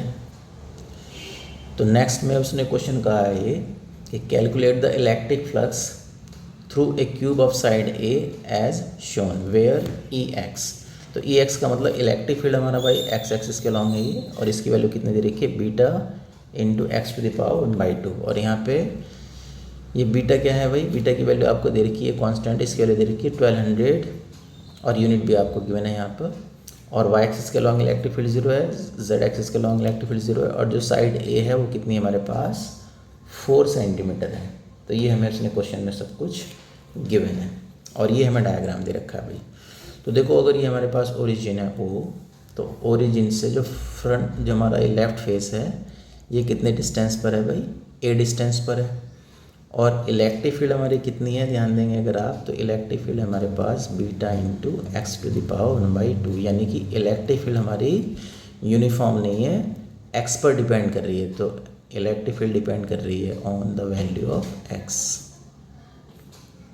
तो ये यूनिफॉर्म इलेक्ट्रिक फील्ड तो है नहीं, तो एक्स के साथ साथ चेंज करेगी। तो यानी कि लेफ्ट फेस पे हमारा इलेक्ट्रिक फील्ड कुछ और होगा और राइट फेस पे हमारा इलेक्ट्रिक फील्ड कुछ और होगा, क्योंकि एक्स की वैल्यू ओरिजिन से लेफ्ट फेस की कुछ और है, ए है, और राइट फेस की कितनी हो जाएगी, ए प्लस ए कितनी हो जाएगी, 2a हो जाएगी। तो इसलिए दोनों के लिए इलेक्ट्रिक फील्ड अलग आएगा, इसलिए फ्लक्स भी अलग अलग आएगा। तो उसी तरह से हम सॉल्व करेंगे। तो हमने क्या कहा भाई, हमने कहा हम बात कर रहे हैं सबसे पहले फ्लक्स थ्रू लेफ्ट फेस। तो लेफ्ट फेस हमारा कौन सा है भाई, ये ABCD। तो फॉर्मूला क्या होता है इलेक्ट्रिक फ्लक्स का, electric field vector into area vector. Electric field कितना हमारे पास EX और एरिया वेक्टर कितना हमारे पास है, इसे ए लिख देते हैं। और हमें पता एरिया वेक्टर लेफ्ट फेस का कहाँ होगा भाई, लेफ्ट साइड में होगा ये परपेंडिकुलर और in negative direction of X axis. और जो इलेक्ट्रिक फील्ड है वो कहाँ है हमारा, positive direction of X axis में है ये इलेक्ट्रिक फील्ड की डायरेक्शन है। तो इलेक्ट्रिक फील्ड तो इस डायरेक्शन में है भाई हमारे पास, और एरिया वेक्टर इस डायरेक्शन में है। तो फिर हमारे पास क्या हो जाएगा, थीटा 180 डिग्री हो जाएगा। तो यहाँ पे पुट करेंगे आप, तो EX into A into cos 180, cos 180 की वैल्यू कितनी हो जाएगी, -1 हो जाएगी। तो माइनस यहाँ जाएगा। EX कितना दे रखा है भाई, EX दे रखा है आपको बीटा, ये EX की वैल्यू दे रखी है beta into X to the power 1/2। तो beta into X to the power 1/2। और एरिया कितना हो जाएगा हमारे पास, क्योंकि ये स्क्वायर है भाई, क्यूब की हर एक साइड a है, तो ये a² हो जाएगा एरिया, तो ये a² हो जाएगा। तो ये वैल्यू आ गई हमारे पास लेफ्ट फेस के लिए। आप सभी न्यूमेरिकल वैल्यू पुट करें तो बीटा क्वेश्चन में दे रखा है आपको 1200। एक्स कितना हो गया, ध्यान से देखें भाई, जो हमारा फेस ABCD है ये, इस फेस के लिए ओरिजिन से डिस्टेंस कितनी है, एक्स, ये हो जाएगी a, ये दिखाई दे रहा होगा आपको। तो एक्स की वैल्यू रखेंगे यहाँ पे a टू द पावर 1/2 और ये a²। और क्वेश्चन में a भी दे रखा है, a कितना दे रखा है भाई, 4 सेंटीमीटर दे रखा है आपको ये यहाँ पे। तो a की जगह पुट करेंगे हम वैल्यू 4, तो ये हो जाएगा भाई 4 टू द पावर 1/2 इंटू 4²। तो ये हो जाएगा कितना हमारे पास, -1200 इंटू ये हो जाएगा कितना 2, स्क्वायर रूट लेंगे 4 का, और ये कितना हो जाएगा 16 हो जाएगा। और ये ध्यान रखेंगे भाई, हम डिस्टेंस क्या में लिए, हमने ये सेंटीमीटर में लिए हैं। तो इसको मीटर में आपको क्या करना होगा पहले, या इसको क्या मान लेते हैं, मीटर मान लेते हैं कन्वीनियंस के लिए, जिससे कन्वर्ट ना करना पड़े। अगर ये सेंटीमीटर में लेंगे तो इसको मीटर में कन्वर्ट करना पड़ेगा, तो इसको हम मीटर में ले रहे हैं भाई, तो ये हमारा 4 मीटर, तो डायरेक्ट आंसर आ जाएगा हमारा ये। तो -1200 इंटू 2, यानी कि ये हो जाएगा 2400, 2 से मल्टीप्लाई करेंगे तो इंटू 16। और यूनिट हमारी कितनी है भाई, तो इलेक्ट्रिक फील्ड की यूनिट कितनी होती है हमें पता है, न्यूटन पर कूलम। ये इलेक्ट्रिक फील्ड की यूनिट होती है, और एरिया क्या होती है, मीटर स्क्वायर। तो न्यूटन पर कूलम मीटर स्क्वायर। ये हमारे पास लेफ्ट फेस का इलेक्ट्रिक फ्लक्स आ चुका है। अब बात करेंगे हम जो राइट फेस है हमारा PQRS।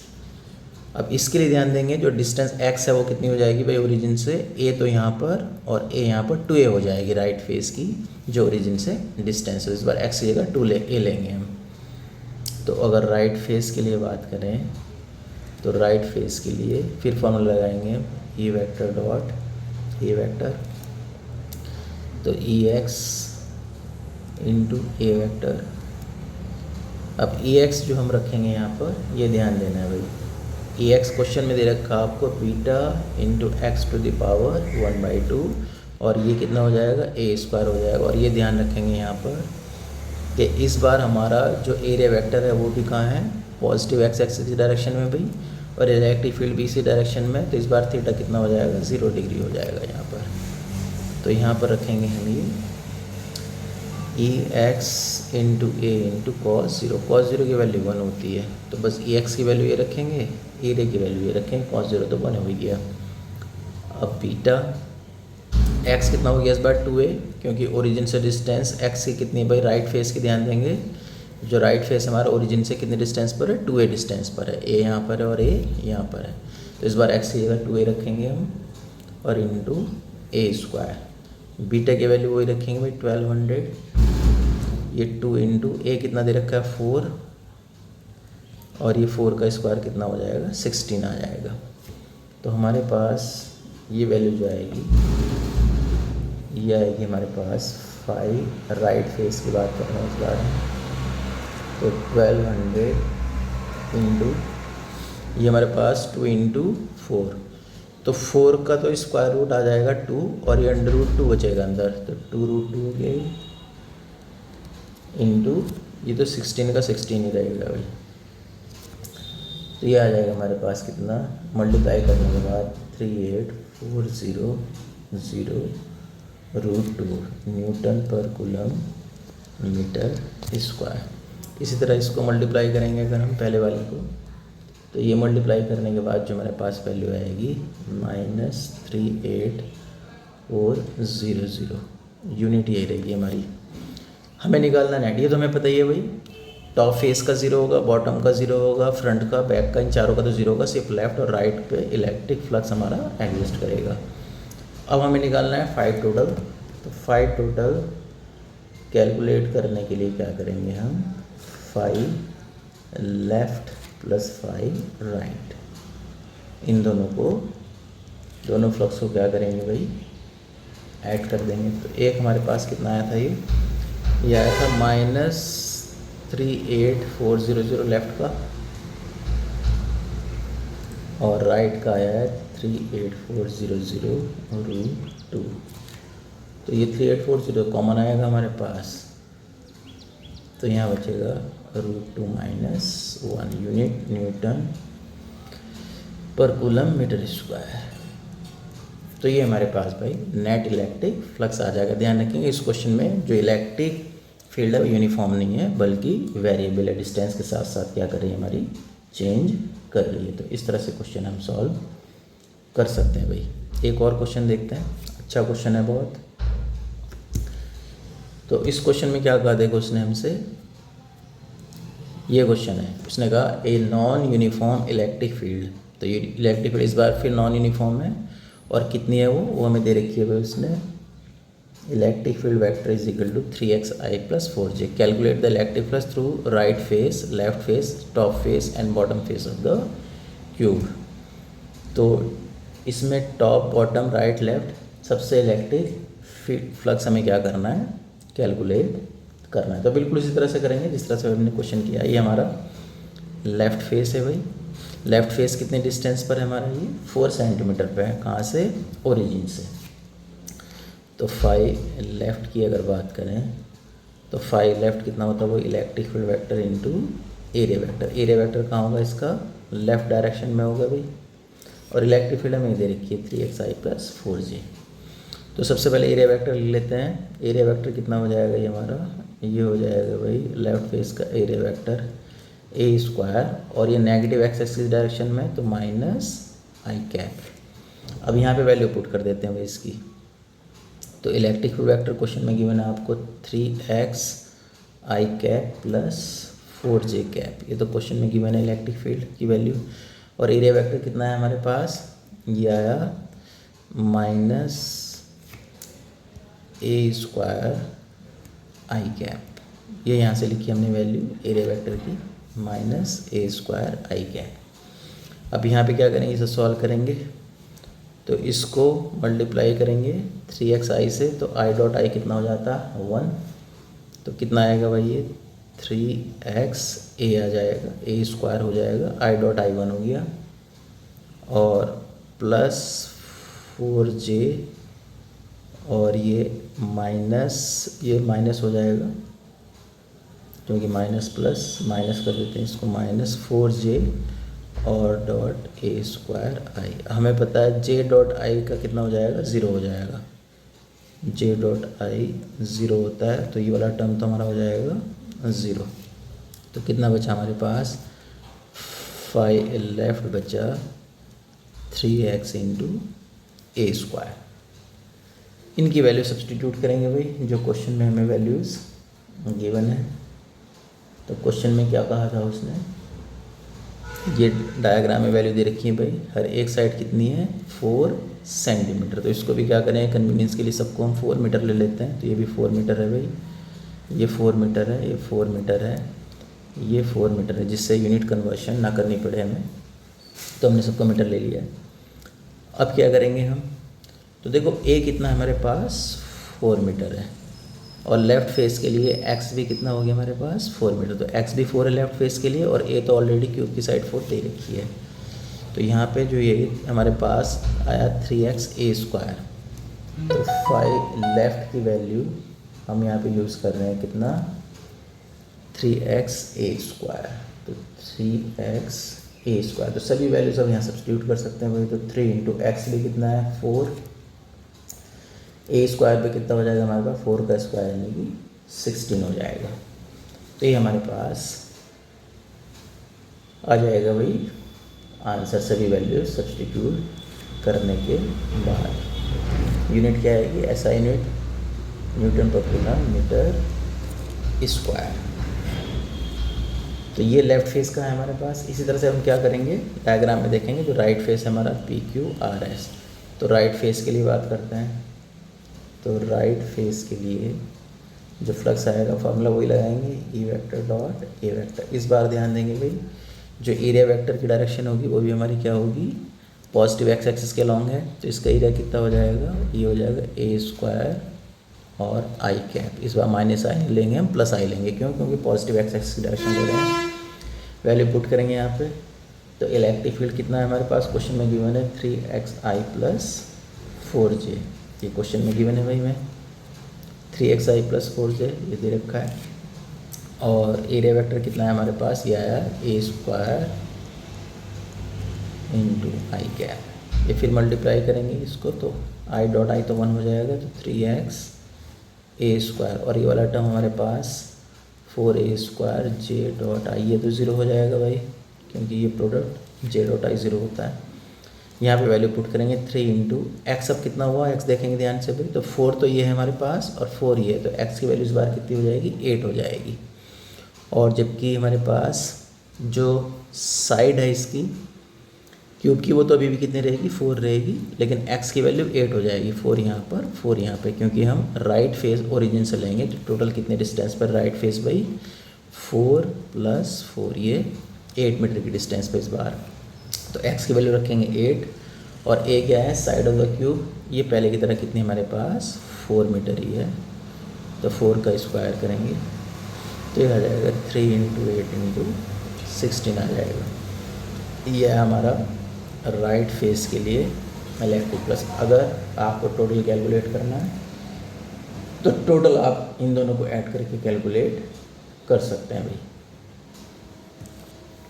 लेकिन उसने टोटल नहीं पूछा, उसने कहा था calculate electric plus through right face, left face, top face and bottom face. और टॉप का तो 0 हो ही जाएगा भाई, टॉप का 0 होगा, नहीं होगा। अच्छा, तो डायरेक्शन क्या दे रखी है उसने, डायरेक्शन देखते हैं भाई। तो इलेक्ट्रिक फील्ड दे रखा है 3xi प्लस 4j।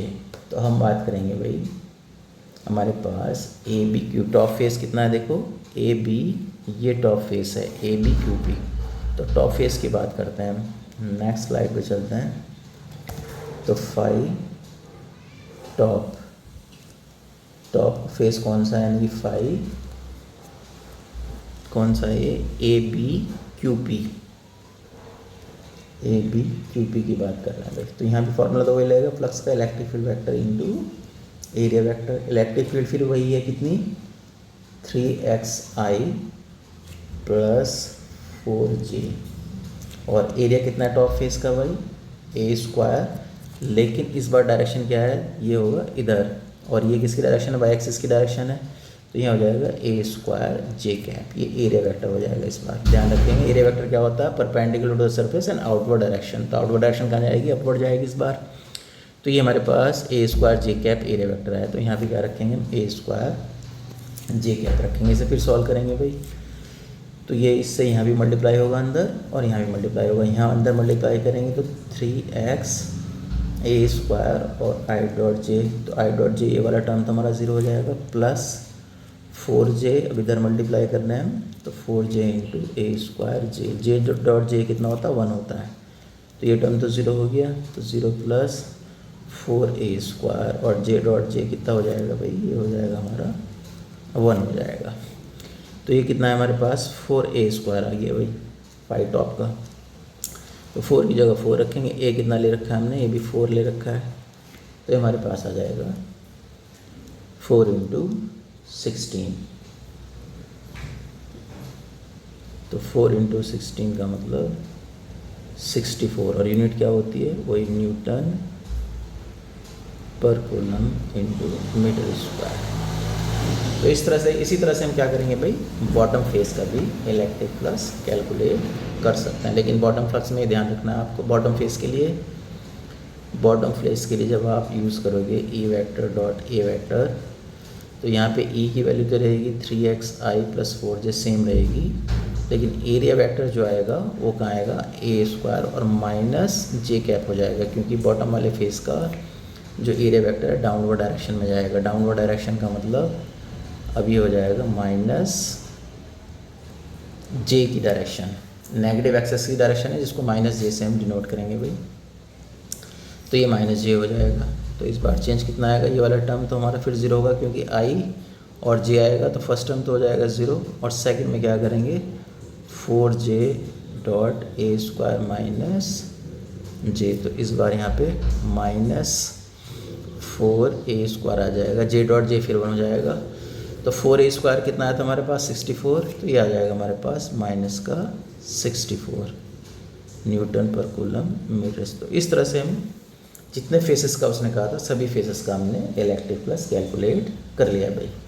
इसके बाद अब हम बात करेंगे नेक्स्ट गॉस लॉ की। तो गॉस लॉ क्या कहता है, या गॉस थ्योरम क्या कहता है, the total electric flux through A close surface enclosing total charge q is 1 upon epsilon naught times the total charge enclosed by the surface। तो उसने क्या कहा, हमारे पास ये कोई क्लोज सरफेस है और इस क्लोज सरफेस के अंदर जो टोटल चार्ज है वो कुछ ना कुछ वैल्यू आपको दे रखी है। ये क्या है हमारे पास, टोटल चार्ज है भाई, और सरफेस के अंदर की बात कर रहे हैं भाई हम, सरफेस के बाहर चार्ज हमें मतलब नहीं है। तो q total enclosed by the surface, enclosed by the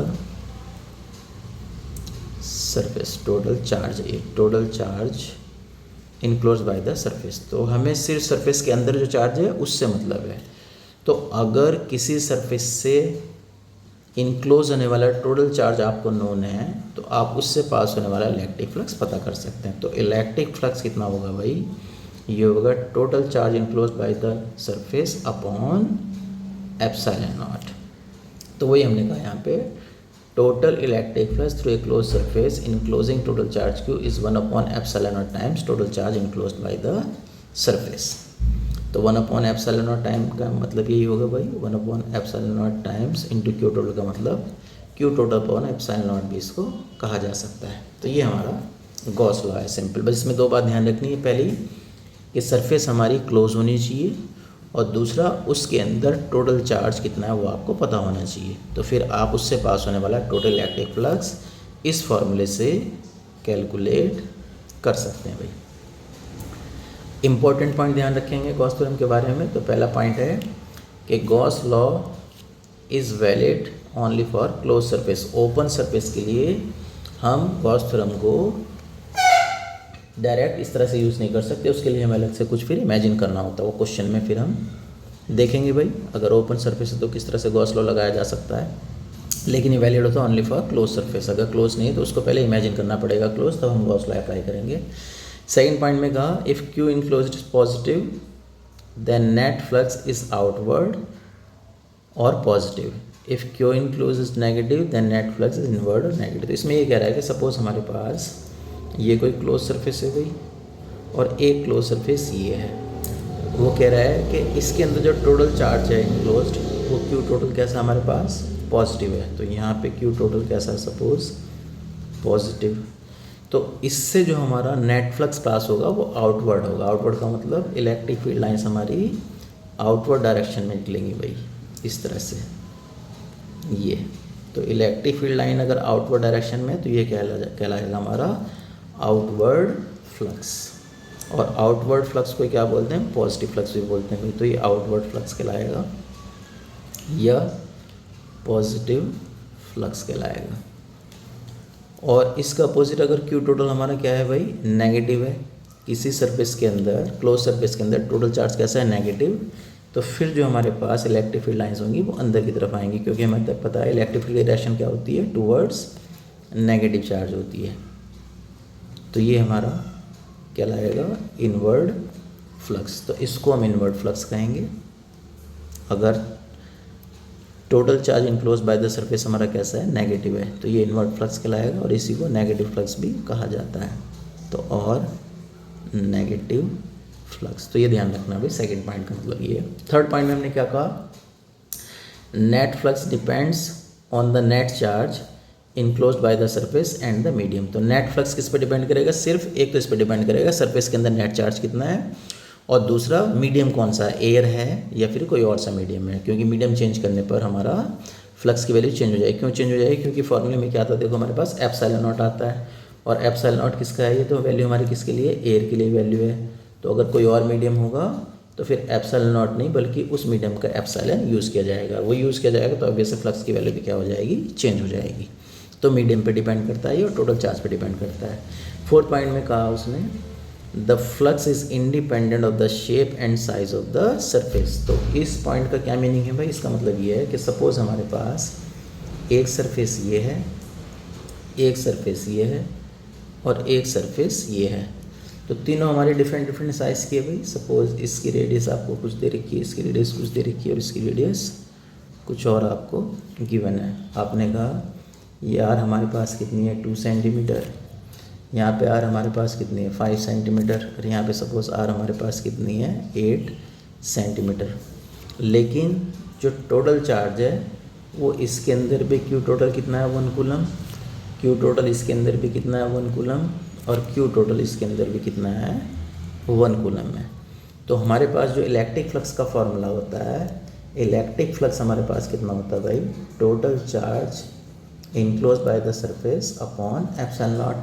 तो यहाँ पे रेडियस तो कहीं है ही नहीं फॉर्मूले में, तो चार्ज यहाँ भी टोटल कितना, 1 कूलम, चार्ज यहाँ भी कितना, 1 कूलम, चार्ज यहाँ भी कितना, 1 कूलम। तो इलेक्ट्रिक फ्लक्स जो यहाँ पर होगा वही इलेक्ट्रिक फ्लक्स यहाँ पे भी होगा, वही इलेक्ट्रिक फ्लक्स यहाँ पे भी होगा। यानी इलेक्ट्रिक फ्लक्स शेप या साइज़ पे डिपेंड नहीं करता है, इस पर डिपेंड करता है कि क्लोज सरफेस के अंदर चार्ज कितना है। अगर वो अगर सेम है, यहाँ भी 1 कूलम, यहाँ भी 1 कूलम, तो तीनों में पास होने वाला टोटल इलेक्ट्रिक फ्लक्स भी कैसा होगा भाई, सेम होगा। नेक्स्ट देखो क्वेश्चन है, उसने कहा find the net electric flux through the Gaussian surface shown in the diagram. तो हमें पता है भाई चार्ज उसने दे रखे हैं, तो हम क्या करेंगे, सबसे पहले टोटल चार्ज कैलकुलेट करेंगे इनक्लोज्ड बाय द सरफेस। तो टोटल चार्ज कितना हो हमारे पास, Q1 plus Q2 plus Q3। ये हमारे पास 5 मिली कूलम है, ये हमारे पास माइनस का 3 मिली कूलम है, और ये हमारे पास 2 मिली कूलम है भाई। मिली कूलम को कूलम में कन्वर्ट करने के लिए क्या करेंगे, 10 की पावर -3 से मल्टीप्लाई करेंगे। तो यहाँ भी 10 की पावर -3 आएगा, यहाँ 10 की पावर -3, 10 की पावर -3। तो 10 की पावर -3 क्या करेंगे, हम बाहर ले सकते हैं, कॉमन ले सकते हैं।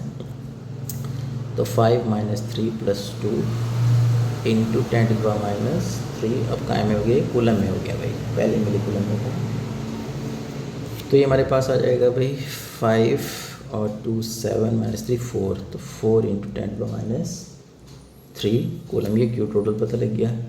फ्लक्स का हमें फार्मूला पता है भाई, टोटल फ्लक्स जो हमारा पास होता है किसी भी क्लोज सरफेस से कितना होता है, वो Q total upon epsilon not. Q total हमें पता है 4 इंटू 10 की पावर -3 अपॉन एप्सिलॉन नॉट की वैल्यू 8.85 इंटू 10 की पावर -12 होती है SI यूनिट में। तो इसको सॉल्व करेंगे हम, तो ये 10 की पावर -12 ऊपर जाएगा +12 हो जाएगा भाई।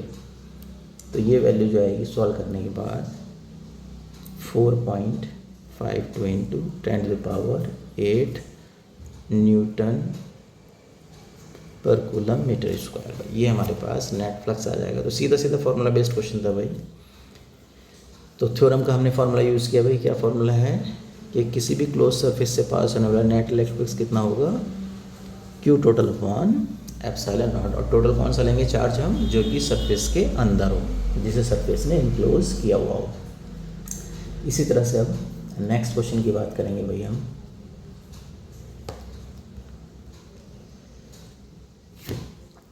नेक्स्ट क्वेश्चन है हमारे पास, अब बात कर रहे हैं हम एप्लीकेशंस ऑफ गॉस थ्योरम की। तो एप्लीकेशंस ऑफ गॉस थ्योरम में ध्यान रखेंगे भैया आप, बहुत इंपॉर्टेंट है application of Gauss theorem. Examination के पॉइंट ऑफ व्यू से इससे क्वेश्चन बहुत ज़्यादा पूछे जाते हैं भाई। तो एप्लीकेशन ऑफ गॉस थ्योरम में हमें क्या कंसीडर करना होगा कि कुछ स्टेप्स हैं जो कि हमें फॉलो करने होते हैं। क्या क्या स्टेप हैं वो, तो वो स्टेप हम देख लेते हैं भाई एप्लीकेशंस करने से पहले। तो क्या डिस्कस करने वाले भाई हम, एप्लीकेशंस ऑफ गॉस लॉ या गॉस थ्योरम। तो इसमें कुछ स्टेप्स हम फॉलो करेंगे। क्या स्टेप है भाई, तो पहला जो स्टेप होगा हमारा स्टेप 1, जिस पॉइंट पे हमें क्या पता, गॉस थ्योरम के एप्लीकेशन में क्या पता करते हैं भाई हम, इलेक्ट्रिक फील्ड पता करते हैं। तो इलेक्ट्रिक फील्ड कहाँ पे पता करना होगा, वो आपको क्वेश्चन में मेंशन करेगा कि किस पॉइंट पर आपको इलेक्ट्रिक फील्ड पता करना है। जिस पॉइंट पे इलेक्ट्रिक फील्ड पता करना हो उस पॉइंट से पास होने वाली है गॉसियन सरफेस सबसे पहले हम कंसीडर करेंगे। तो क्या कहा हमने स्टेप 1 में, consider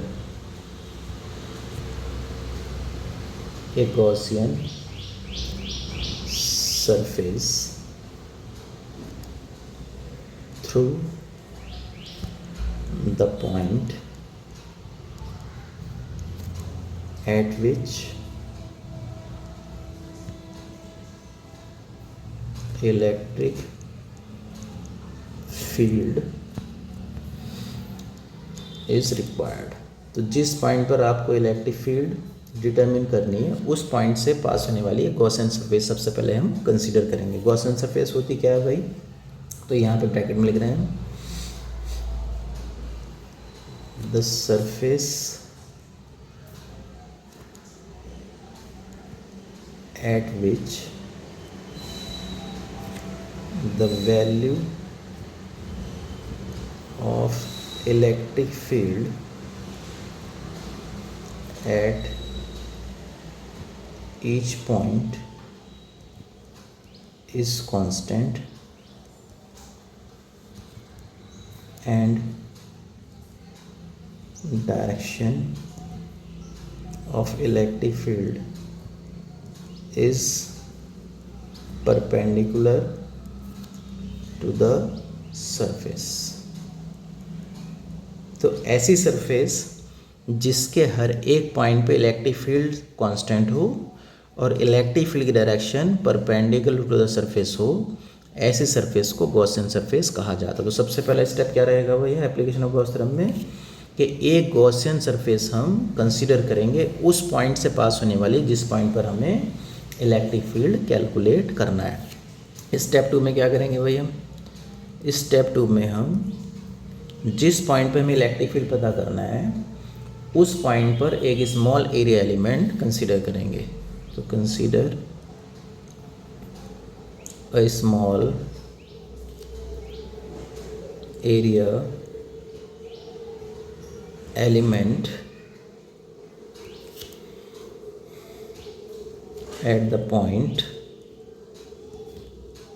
where electric field is required। उसके बाद थर्ड स्टेप में क्या करेंगे हम, गॉस थ्योरम को अप्लाई करेंगे भाई। तो स्टेप 3 क्या हुआ, स्टेप 3, इसमें करेंगे हम अप्लाई द गॉस थ्योरम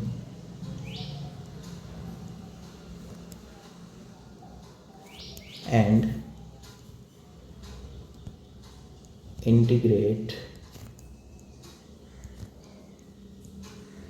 क्योंकि गॉस थ्योरम हम किसके लिए, स्मॉल एलिमेंट के लिए अप्लाई करेंगे, तो बाद में उसे इंटीग्रेट भी करना होगा। तो लिख देता हूँ बात यहाँ भी मैं। तो apply the Gauss theorem for small element, for small area element and integrate to find the total electric field। ठीक है भाई, तो ये 3 स्टेप हम फॉलो करेंगे जितनी भी एप्लीकेशंस हैं। सबसे पहले जो भी प्रॉब्लम या जो भी आपको क्वेश्चन गिवन हो गॉस थ्योरम की एप्लीकेशन का, किसी भी तरह के, चाहे हमारा वो लीनियर चार्ज डिस्ट्रीब्यूशन हो, चाहे हमारा सरफेस चार्ज डिस्ट्रीब्यूशन हो, चाहे वो वॉल्यूम चार्ज डिस्ट्रीब्यूशन हो, तो हर एक तरह की प्रॉब्लम के लिए सबसे पहले हमें एक गॉसियन सरफेस इमेजिन करनी होगी। गॉसियन सरफेस इमेजिन करने के बाद फिर हम क्या करेंगे, जिस पॉइंट पे इलेक्ट्रिक फील्ड डिटरमिन करनी है वहाँ पे एक स्मॉल एरिया एलिमेंट कंसीडर करेंगे, और थर्ड स्टेप में क्या करेंगे, उस स्मॉल एरिया एलिमेंट के लिए गॉस थ्योरम अप्लाई करेंगे, और टोटल इलेक्ट्रिक फील्ड कैलकुलेट करने के लिए उसको क्या करेंगे, हम इंटीग्रेट करेंगे, जिससे हमारा नेट इलेक्ट्रिक फील्ड आ जाया करेगा जिस भी प्रॉब्लम के लिए हमें करना है भाई। तो अब ये जो हमारा, जैसे फॉर एग्जांपल पहला हमारा electric field due to an infinite line charge, तो फर्स्ट एप्लीकेशन की बात कर रहे हैं हम। फर्स्ट एप्लीकेशन है हमारी electric field due to an infinite line charge. तो इनफाइनाइट लाइन चार्ज का मतलब कोई इनफाइनाइट लेंथ का सपोज वायर है आपके पास, और उसे आपने एक charge, positive charge Q given है, जो कि पूरी लेंथ के ऊपर क्या कर गया है, डिस्ट्रीब्यूट कर गया हमारे पास। तो इस तरह से डायग्राम बना सकते हैं। हमारे पास मान लिया ये कोई इनफाइनाइट लेंथ का वायर है, इधर भी इनफाइनाइट है ये, और इधर भी क्या है हमारा ये इनफाइनाइट है। इसको चार्ज कितना दिया आपने, क्यू चार्ज दिया है, जो कि इसकी सरफेस के ऊपर डिस्ट्रीब्यूट कर जाएगा। तो यहाँ पर ये चार्ज कितना दिया आपने, इसको ये क्यू चार्ज दिया है। तो इस पूरी वायर के ऊपर यूनिफॉर्म डिस्ट्रीब्यूशन ऑफ चार्ज है भाई, ये पॉजिटिव चार्ज, क्योंकि एक यूनिफॉर्म क्रॉस सेक्शन का वायर आपने लिया है भाई। तो ये चार्ज ले लिया हमने क्यू, और इनफाइनाइट लेंथ का हमारा ये वायर है। तो सबसे पहले जब भी इनफाइनाइट लेंथ की या इनफाइनाइट सरफेस एरिया की बात करेगा वो, तो हम सबसे पहले डिफाइन करेंगे लेंथ के लिए लीनियर चार्ज डेंसिटी। तो सपोज इस वायर की जो लीनियर चार्ज डेंसिटी है वो कितनी है, लीनियर चार्ज डेंसिटी वो कितनी हमारे पास, लैम्डा। और लैम्डा कितना होता है भाई, linear charge density, charge per unit length. तो इसका एडवांटेज ये होगा कि किसी भी गिवन लेंथ के लिए हम चार्ज कैलकुलेट कर सकते हैं। तो क्यू कितना हो जाएगा भाई, यहाँ से लैम्डा इंटू एल हो जाएगा।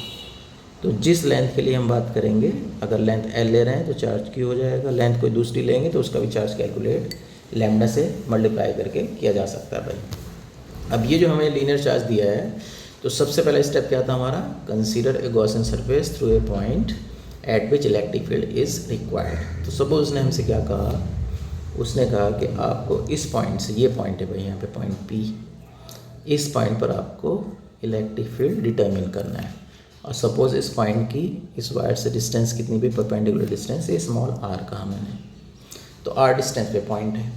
अब हमें पता है positive charge, due to positive charge electric field क्या होती है, away from the positive charge. तो ये इलेक्ट्रिक फील्ड की डायरेक्शन होगी भाई, ये इलेक्ट्रिक फील्ड की डायरेक्शन है away from the positive charge. और ध्यान देने वाली बात ये है भाई कि जो हमारा इलेक्ट्रिक फील्ड की डायरेक्शन है, ये ऐसा नहीं है सिर्फ लेफ़्ट टू राइट होगी, ये 3 डायमेंशनली चारों ओर होगी भाई इस वायर के, क्योंकि वायर कैसा सिलेंड्रिकल शेप में होता है।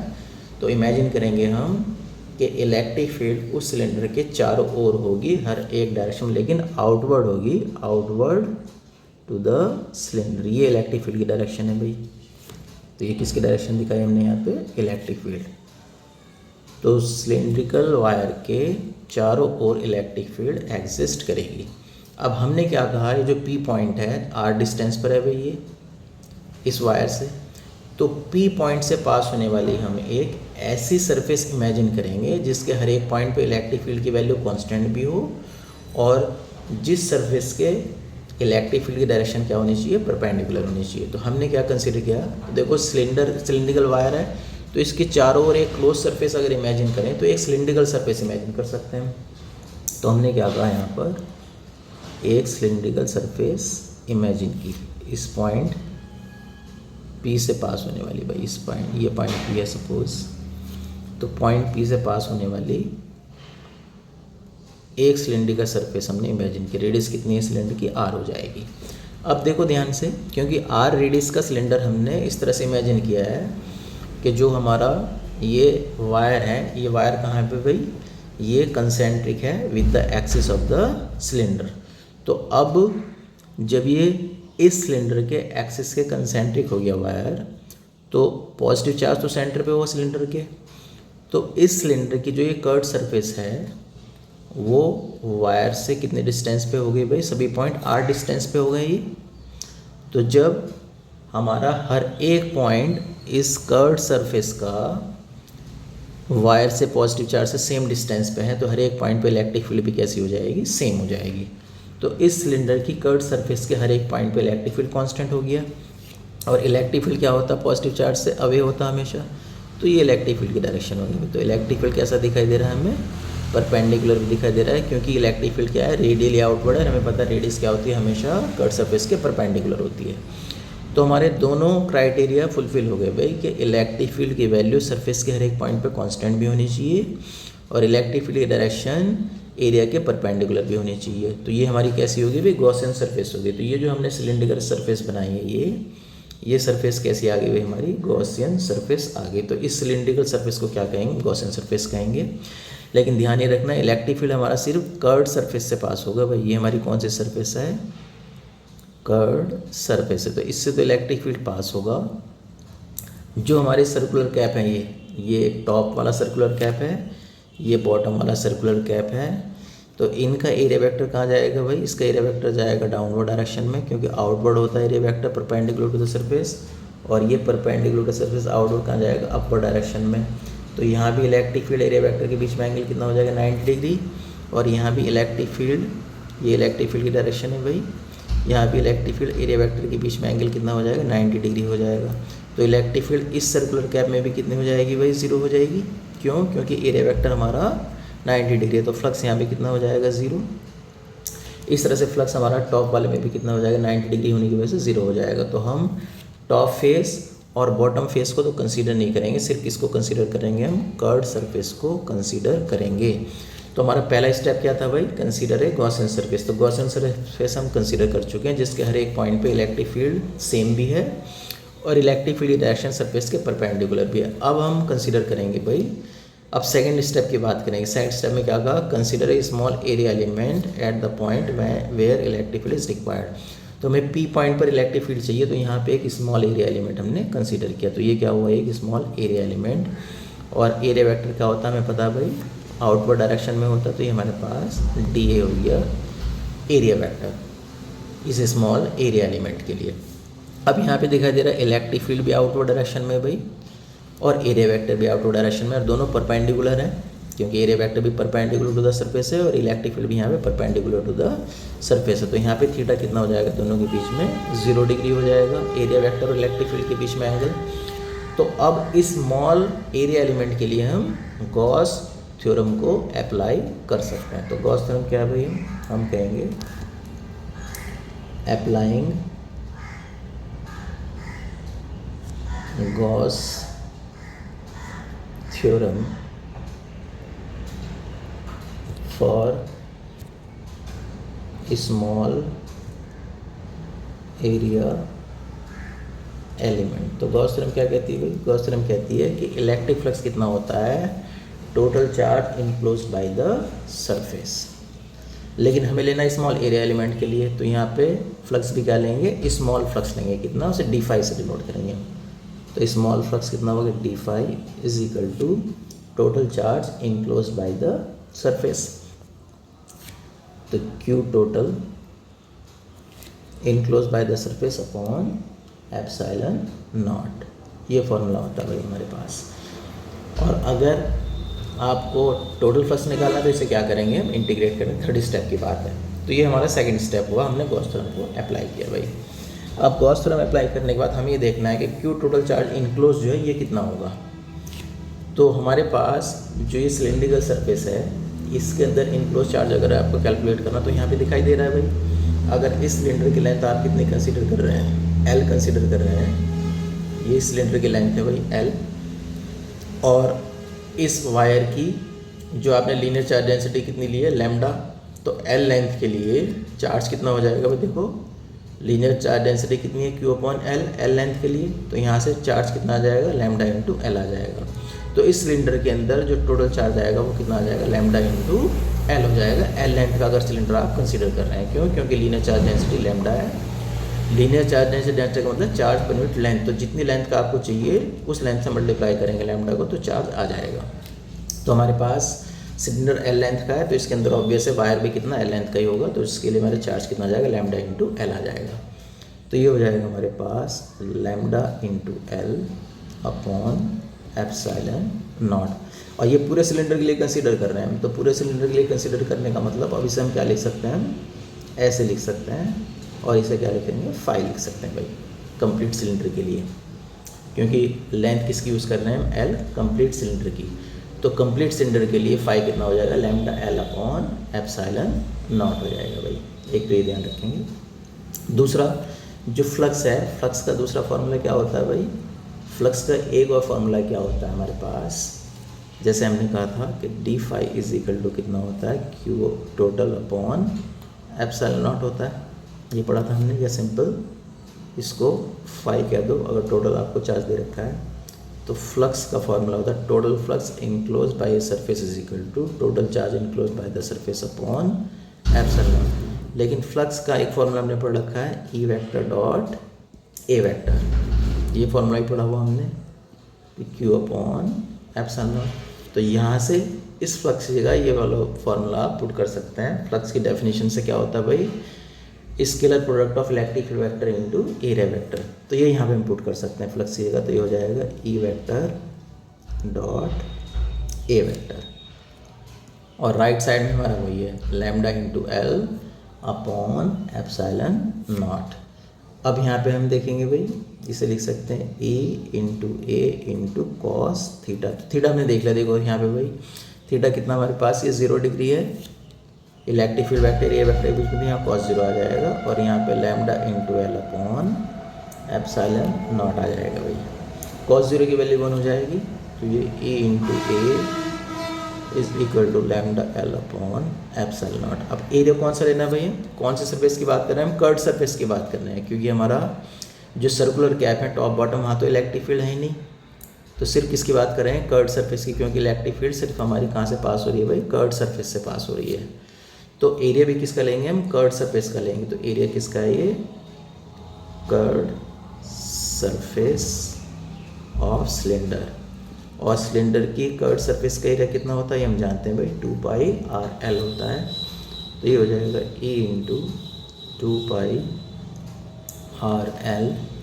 Is equal to lambda L upon epsilon naught. ये L क्या कर सकते हैं यहाँ पे हम कैंसिल कर देंगे भी, तो इलेक्ट्रिक फील्ड कितना आ जाएगा हमारे पास, ये आ जाएगा lambda upon 2π epsilon not into R। ये इलेक्ट्रिक फील्ड की वैल्यू आई, और इसको 2 से अगर मल्टीप्लाई डिवाइड करें भाई राइट साइड में, तो ये 1/2 से डिवाइड कर रहे हैं तो 4π एप्सिलॉन नॉट हो जाएगा, और 2 से हम मल्टीप्लाई करें तो 2 लैम्डा अपॉन R आ जाएगा। ये क्यों किया हमने, क्योंकि 1/4π एप्सिलॉन नॉट की वैल्यू में पता होती है 9 × 10⁹ होती है।